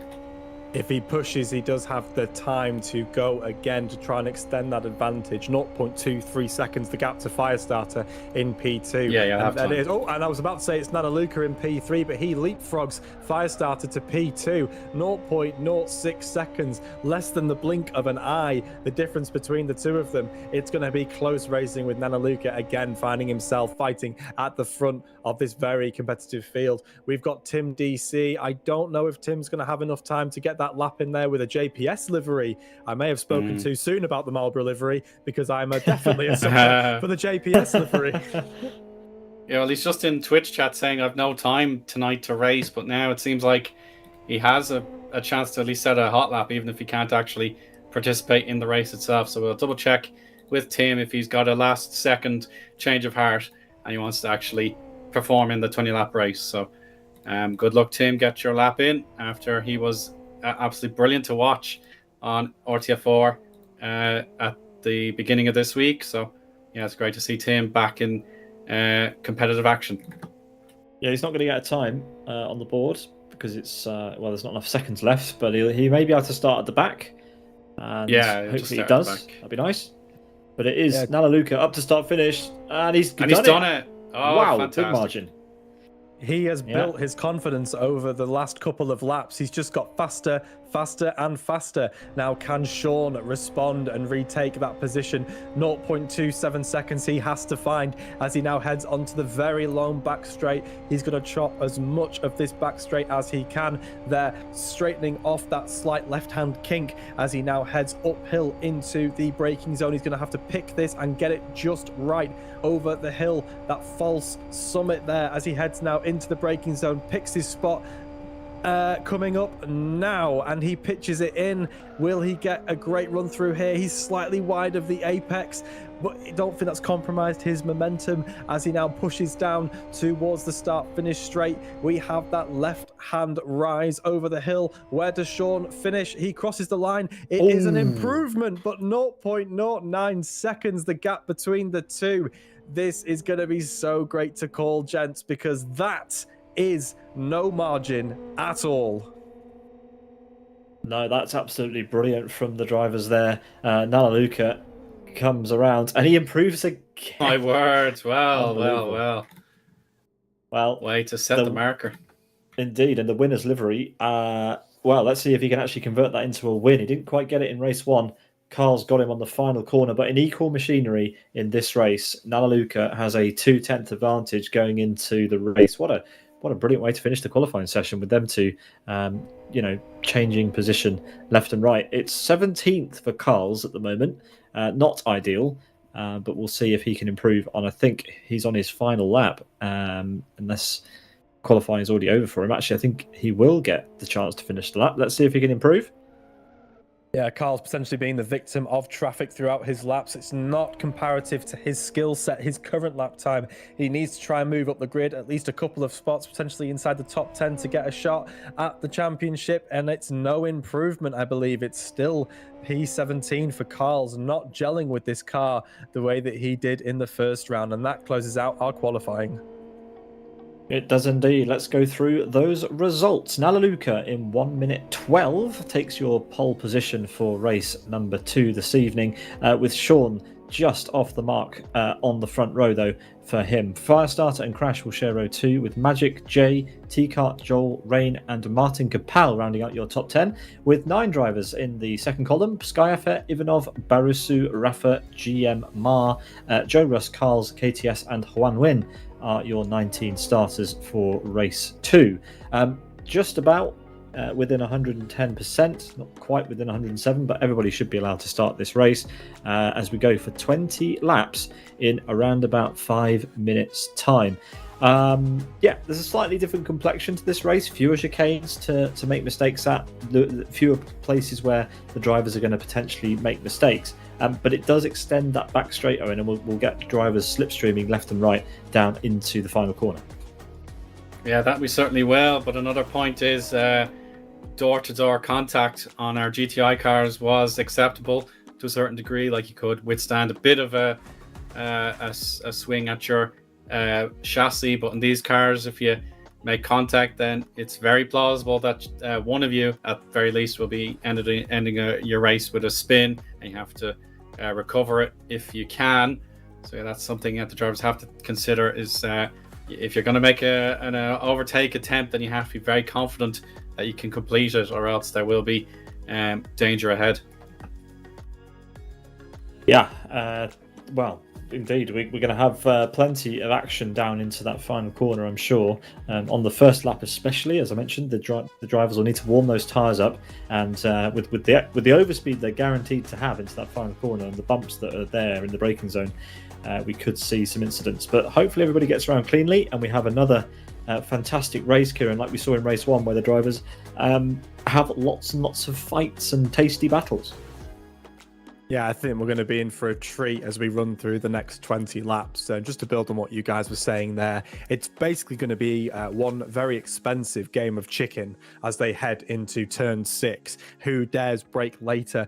And we're probably going to see not one, but like double slipstreams, in the sense that the straight is long enough that you could realistically get the overspeed on your opponent, slot ahead of them, and then they could probably redraft you and then go ahead again. So the speed these guys will be carrying into turn 6 is going to be monumental. I'm expecting incidents aplenty as we head into the next 20 laps. Yes, indeed. One of the newest configurations to be added to the game, Blackwood Historic in its reverse configuration, has become quite a favourite of the drivers in Live for Speed, and we're going to see it tonight with about 20 drivers in one of the favourite cars, the FBM, the Formula BMW, the entry-level Formula car here in Live for Speed. And we've had plenty of great races with this car over the years. It's one of the all-time favourites to watch and to drive. So fingers crossed that we get more of the same tonight. Before we head to the racing, I have one more thing to say to you. Those who've been watching since the beginning will know what it is. But anyway, that is more of an excuse for you guys to get signed up for the LFS Endurance Series, which is coming up in a week's time on Saturday, the 25th of October. It's going to be a partnership between us here on Sim Broadcasts, New Dimension Racing, LFS France, who are the promoters and organisers of the championship. So please do get a team along for Prototype 2 and GT3 action. We'll be bringing you all of that live here on our channel next Saturday. Very much looking forward to that, Owen. It should be a blast. Yeah, I suppose I can have a little brag and say my teammate Stephen Martin is the defending GT3 champion, and we as a duo were teams champion, so take the title off Stephen if you dare. But yeah, I'm able to at least say I've won something in my years of LFS, and I'll never let that rest until someone else actually wins the title. So go and get it. Go and get it, indeed. So someone's shut Owen up. Kieran, you can't make it for round 1, but we might see you in the commentary box for later rounds of that championship.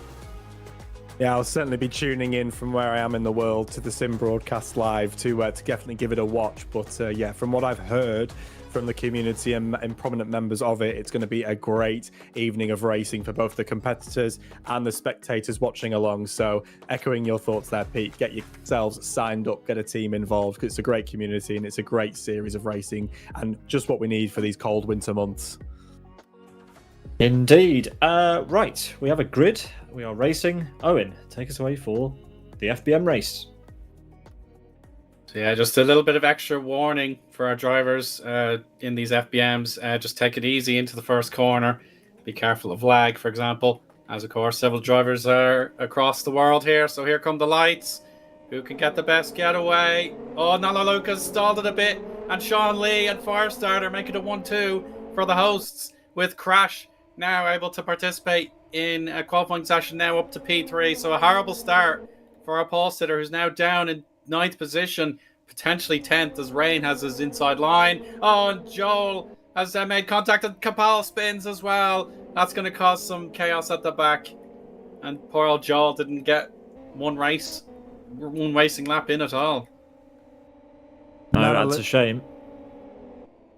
No, go ahead, Pete. Go on.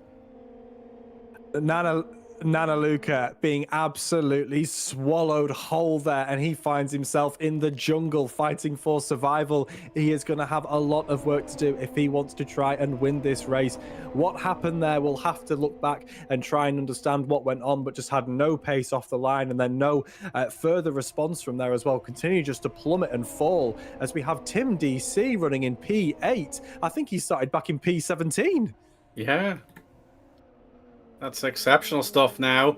And he's already got Rafa in the sights. The tripping over each other situation there has led Tim DC to rise into a battle with Rafa. And he'll go for the outside line up the hill, which will be the inside for the first braking zone. And here he goes. Rafa realizes, oh no, Tim used too much curb. Oh, he's looped it. Rafa. Oh no. Oh, Carl's. He had a small hit. It would have been a wing knocked off the car in real life, but extraordinarily fortunate there that both these drivers are okay. Yeah, and it's Firestarter who's had a cracking start to this race. He's managed to open up a gap of almost a second over Sean Lee. Magic takes third at the moment, but as Jay exits straight into the wall hard. That's the second car we've seen do that tonight, but that is a slam from P4 down now to P7, potentially less than that, as he might be swallowed up by Tim, and in fact he's already been swallowed up by Tim, but Carl's coming back through. Rafa was doing his best hypnodisc impression there. There's a reference for you all. Oh, I like Spinning that wheel one. of death there, as he now looks to make a move on Carl's, as he has no ill effects from the previous round, as he now gets the overspeeding up the inside. Can he make it a 2-for-1 special? No, he can't. He gets the overtake, and we've got someone diving into the pits. Jay. I think Jay's looking to try and get some repairs done on his car. No doubt will be carrying some damage from exiting stage right in a ferocious way, easy for me to say, as he now heads into the pits for his mandatory stop, gets the car reset, and then he can go about his race as he opts to pit early. Yeah, well, that was a big crash, so he has to do some repairs to that one. As we've got our top two have bunched right up again. Sean is really, really eager to catch up to Firestarter. Firestarter twitching around through the chicane and trying to get the power down. And Sean is going to have a monster of a slipstream, but don't discount Magic. This could be a three-way fight into turn number 6 on lap 3. Never mind a three-way fight. I'm seeing Nana Luca lurking as well. I think there might be a four-way fight here. Our top four covered by less than a second as they all draft each other down. It's not quite a DRS train, but it is something of a Formula BMW train. And don't discount the likes of Cratch and Tim DC lurking in P5 and P6 as we ride on board with Magic, our P3 man, as we sit on his shoulder. He is looking at the back of our two AirAttack teammates, the hosts of this evening, celebrating their 20th anniversary. They want to close this out with a win as they start their 21st lap round the sun as a team. As we cross the line to start lap number 4, it's Firestarter from Sean, from Magic, from Nana Luca, with Cratch lurking behind. Oh, this is going to be fabulous. This is a fight we want to see, and it's come just at the right time as we're going to have all four of them, as you said, all on top of each other. Nana Luca crowding the back of Magic, crowding Sean, crowding Firestarter, 4 Titans of Live for Speed, all at the front. Let's have it. Oh, Firestarter looks slow out of there, and that will allow Sean to get a great draft on him. But of course, Magic could be a big influence there with a double slipstream. So let's wait and wonder what could happen next.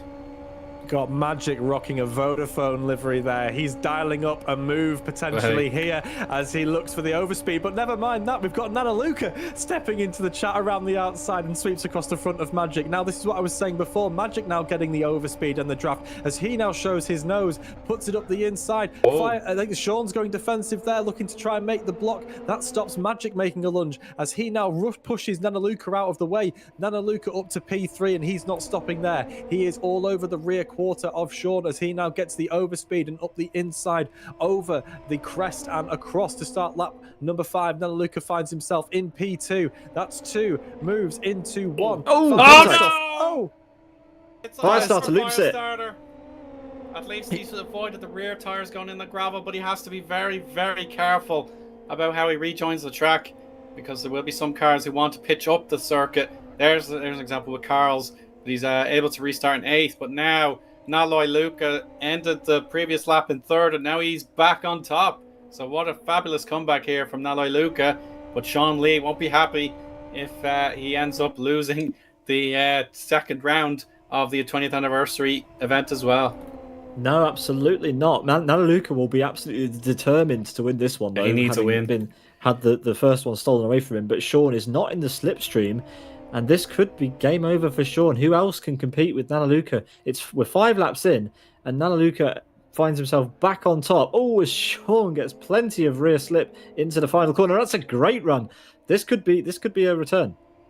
Firestarter with a complete fumble there of the lead. He wasn't even under pressure from our contenders there. He had a gap while these 3 were fighting, but the ever-present Nanaluka lurking like a shark in the water. But speaking of sharks in the water, I think the Jaws music is intensifying as we ride on board with Sean as he looks to try and get an advantage of Nanaluka. We sit on his shoulder like a parrot as we observe from the back now of Nanaluka looking at Sean as he tries to find any advantage as he can. They are starting to move away from Magic, who is finding himself about 2 seconds off the pace of these 2. But rest assured that Magic is lurking there, looking for any opportunity. And we've seen drivers trip over each other in the first 6 laps and expect it again to happen here from these 2 as they head onto the back straight. And Sean now looking for the draft, looking for the overspeed. Does he opt to go left or right? He tucks it into the inside.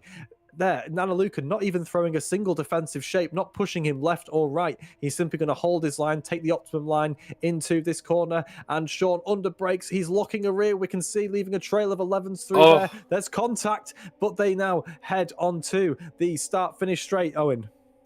Yeah, here they come, Kieran, and Nanaluka will have a nose in front before the braking zone, but then Sean will, of course, have the inside line, but no, he backs out. Nanaluka regains the lead without having to use a corner to help him out. It was just excellent pace up the crest, and that allows Nanaluka a chance to lead the way again. But it's just going to be a seesaw effect as both these drivers are just going to help each other clear Magic and crash yet more. So this pace is just outstanding.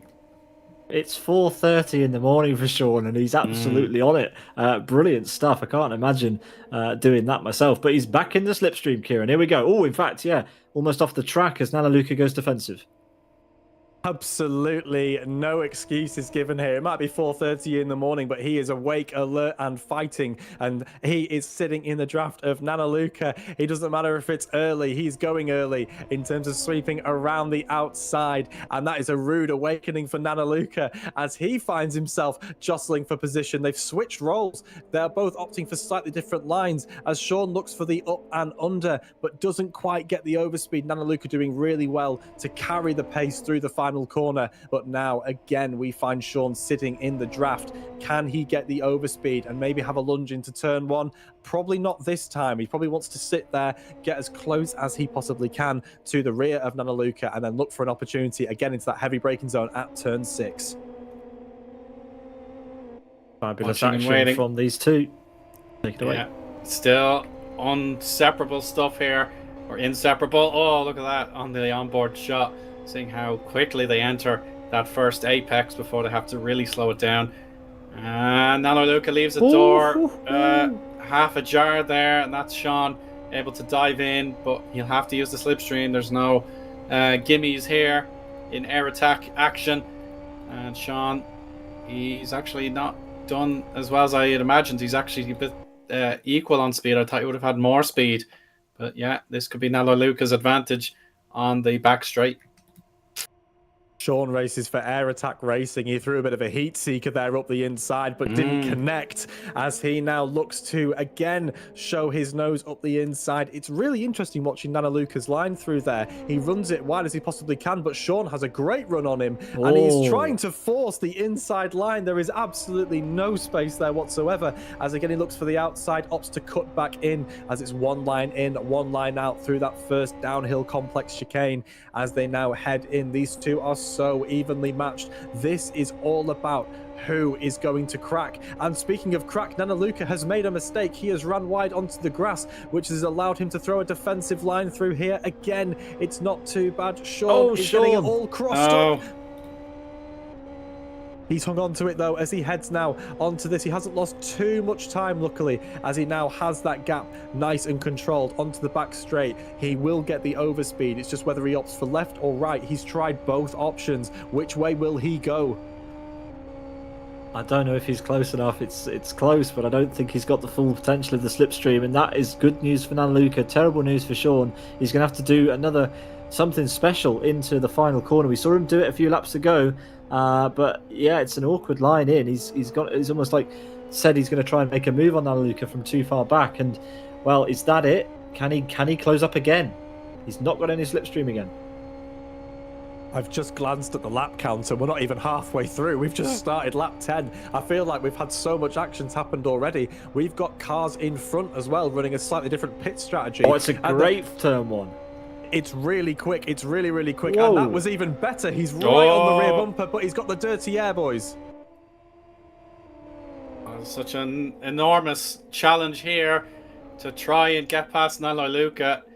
Of course, he's proven he can do it on a few occasions, but then again, Nanaluka just finds a way to counterattack him. But we do have cars who are going to be lapped here, traffic. So Ivanov and KTS are going to be put a lap down here. So if they know what's coming in their mirrors very soon, then they'd be best just to find a spot where they can safely move out of the way and pick up their battle later on. But Sean, again, just these back straights aren't helping him too generously, so he has to try and resort to late braking, and there's an example of it.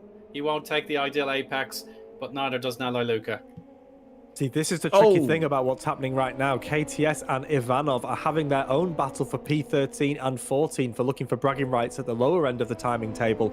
But here we have Sean and Nanaluka are catching them. And are we going to have a Zonta-style incident where one of them uses the opportunity to maybe force the overtake? As there we go. KTS moving out of the way, really good to see there. But he has given up so much ground to Ivanov there, and now his own battle is slightly lost. But will Ivanov throw any shapes as these two look to navigate past? We'll have to wait and see. He's wide. Nanaluka. Whoa. Yeah, those tires are going to be filthy for a little while longer now. Ivanov, yeah, this could be the Belgian Grand Prix 2000 incident coming 25 years later. Ivanov, he's going to distract Nanaluka. He's causing him to. He'd be better off just staying where he is, because Sean has better speed now with his own slipstream. So Ivanov, yeah, he's doing his teammate a big solid here, but he should be out of the way now. Oh yeah, he's gone wide. Good job. That's brilliant. Fairness. Good job. Yeah, we've still got the pit stop to go. I think Ivanov slotted into the pit lane. No, he hasn't. He stayed out on track. But yeah, Sean Lee with a little bit of help from his teammate, and that's what you need. Ivanov trying to minimize the amount of draft that Nanaluka got from him down the back straight as well, and doing his best snakes and ladders impression as he was weaving left and right on the back straight, trying to minimize that draft. Actually became more of a distraction for his teammate Sean, but it has meant that he is now right on the bumper of Nanaluka, and he is pushing for everything he's worth, kicking up a rooster tail of dust as he maximizes his exit of that corner there, as they now dive in, hitting their apex markers. Will Nanaluka run wide again? No, he gets it just fine here. Sean needs to close this gap up through this turn here as they head onto the back straight if he wants his chance of that overlap, that overspeed into turn 6. That is the best sort of middle sector that we've seen from Nanaluka in a long time. Look at the size of the gap that we've got now. Sean is so strong in sector 1, but that lap was not as good as we've seen from him in previous laps. So this is Nanaluka's chance now to press home that advantage while he can't get the slipstream off him. So Sean has to dig deep now in this next lap. He's lost a bit of time this occasion. And Nanaluka may feel, yeah, this is the chance to go for the jugular and make sure he has a bit of a delta before he has to go to the pits to serve the mandatory stop, where you just have to be in a box, trigger the pit stop mechanism, and then you can get going straight away if you can. So this is important for Sean, just to try and think of a plan B now, because he's lost a fair bit on this lap, about 0.8 of a second, so it's going to be tough. It is tough. Sorry, Kieran, go for it.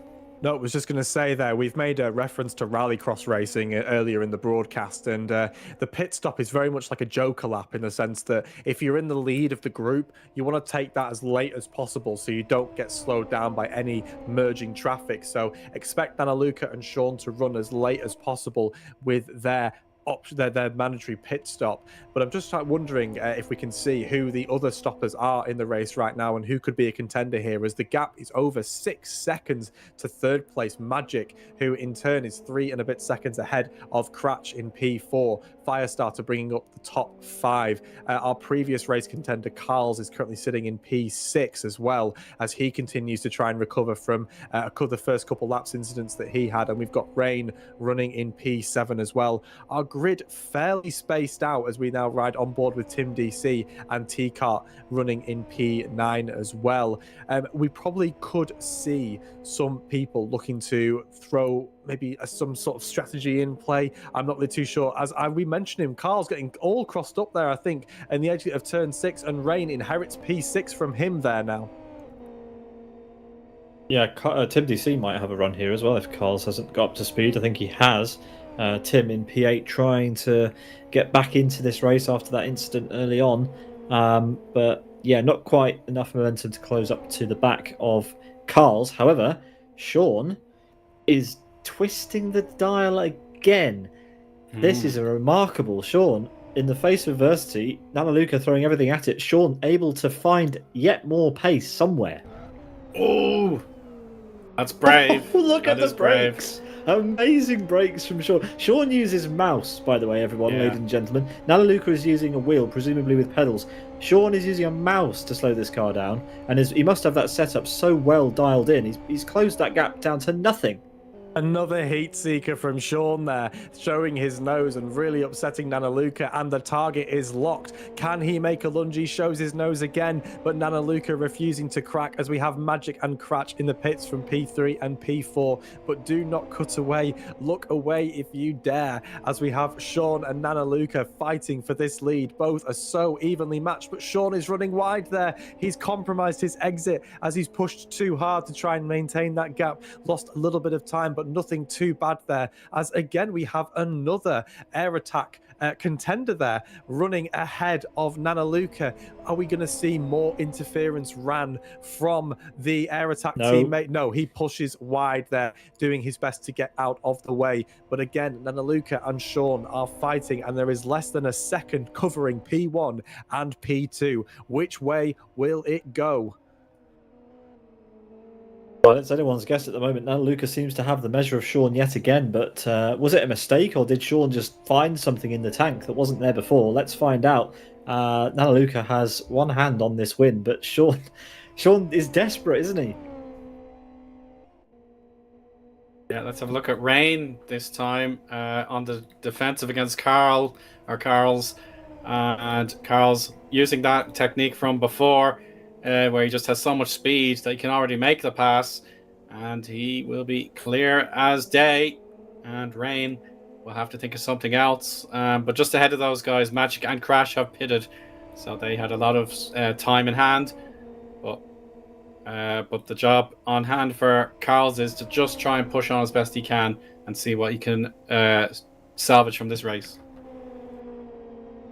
Yeah, Carls is pushing on here in P6 and looking to try and solidify that place ahead of Rain, but don't discount Tim DC in the background as well, with Tikar and Omar heading up P9 and P10 respectively. We have 14 runners still remaining with 3 lapped vehicles. Will we see lapped cars continue to play a factor in these closing laps? We'll have to wait and see, as Carls now tries to solidify his position ahead of Rain, but they head onto the back straight.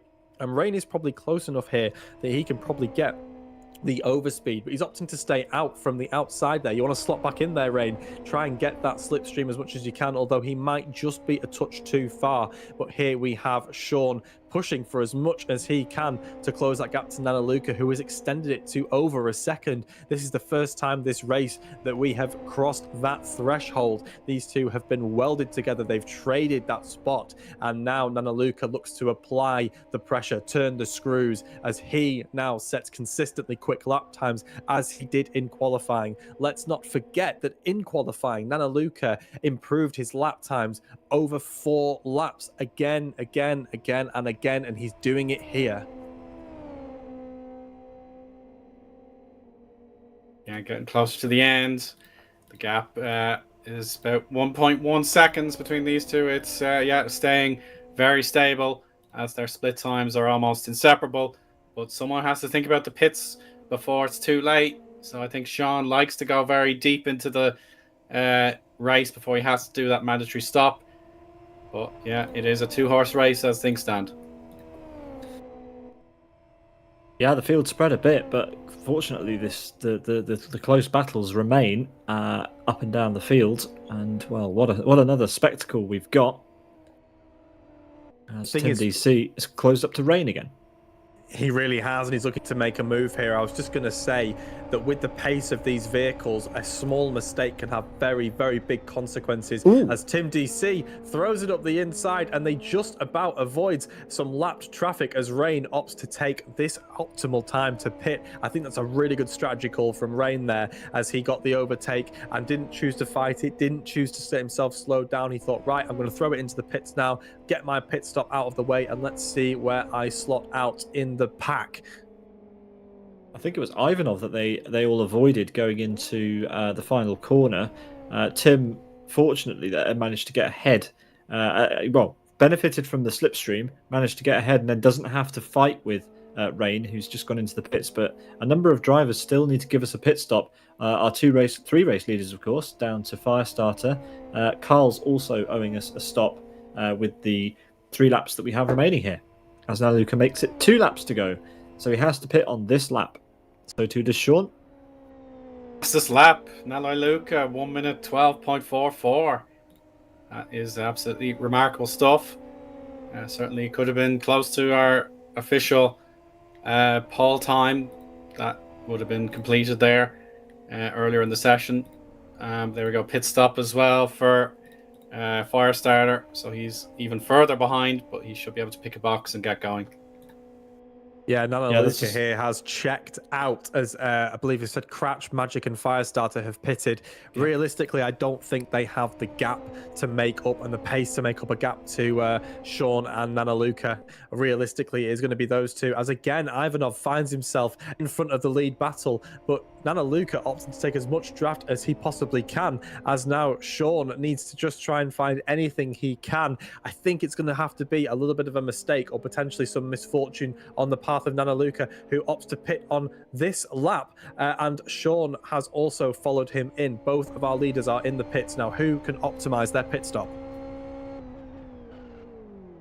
Oh, it's a 30-second time penalty for Nanaluka, who scored an own goal. He sped into the pit lane way too fast. Sean's collided with him. Oh no!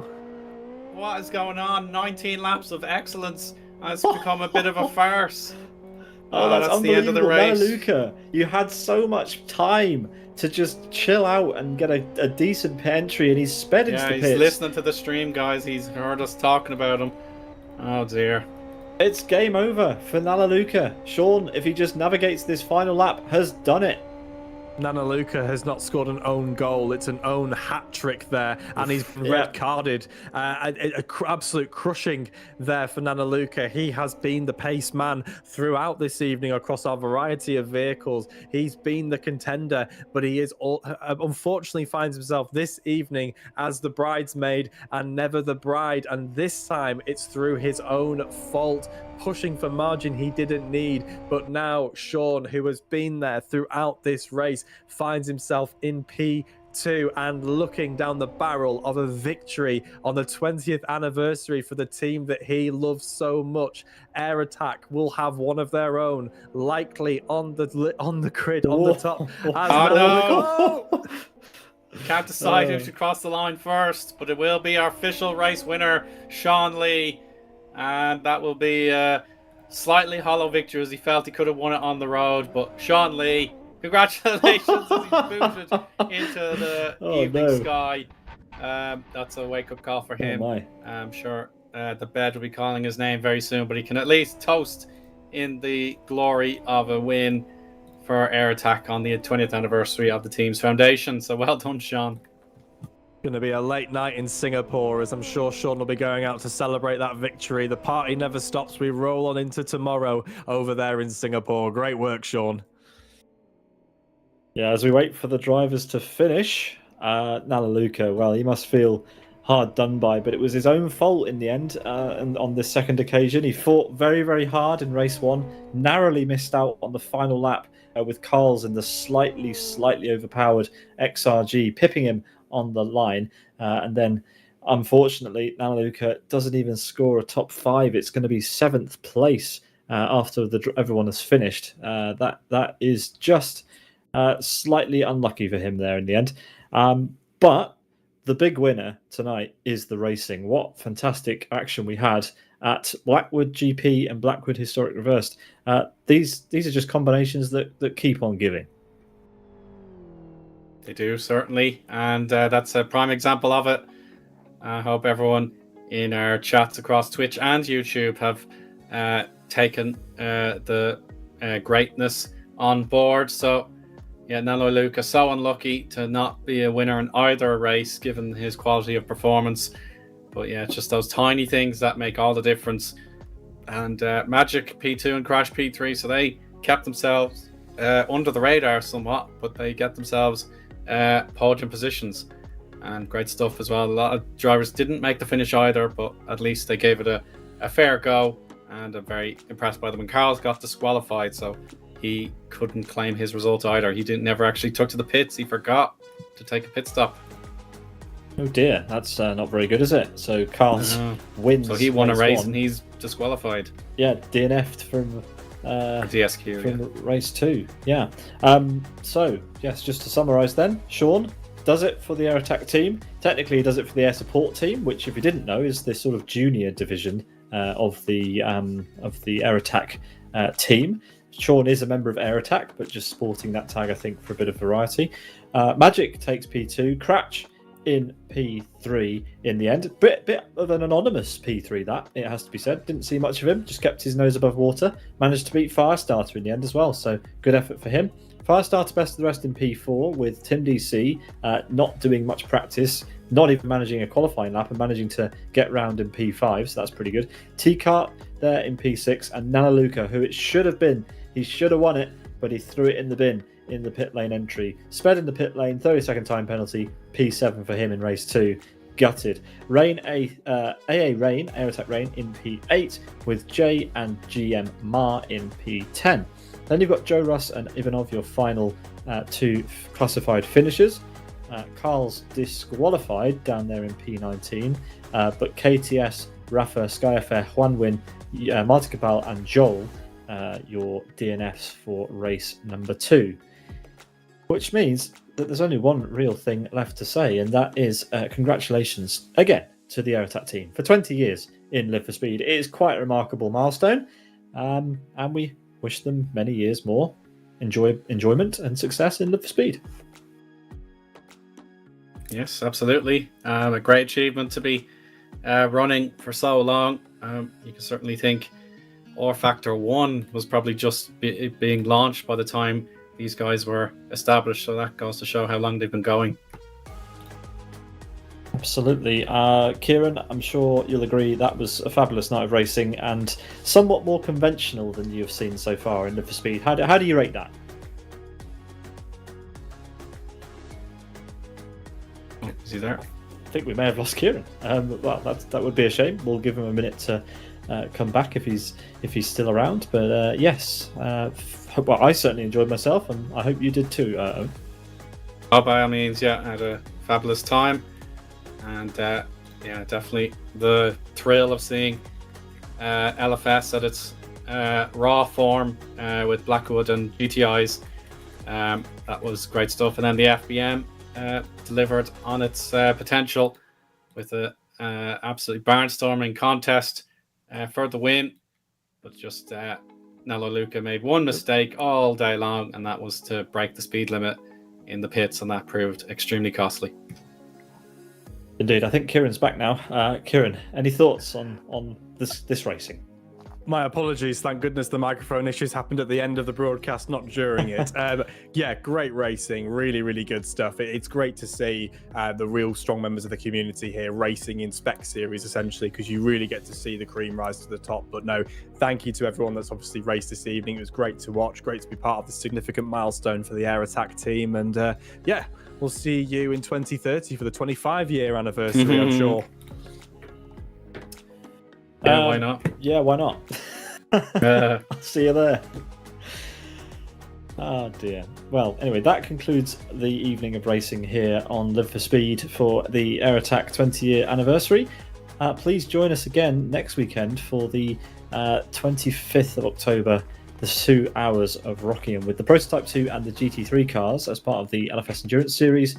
That's a collaboration between us here on Sim Broadcast with LFS France, New Dimension Racing, all putting that event together for you. We hope to see you there for what is sure to be some fantastic and long-awaited endurance racing in LFS once again. Thrilled to be a part of that. It's going to be a team effort, that one. So looking forward to it for sure. Yeah, congrats to Carls, congrats to Sean, and to the whole of the AirAttack team. Thanks everybody for watching, and to the LFS community for staying strong and keeping everything together while we sit back and enjoy you all driving for our enjoyment. So yes, from all of us here at Sim Broadcast, you have a great rest of your Sunday evening or Monday if you're Sean Lee, and we'll see you all next time. From all of us here to all of you, have a good one and good night.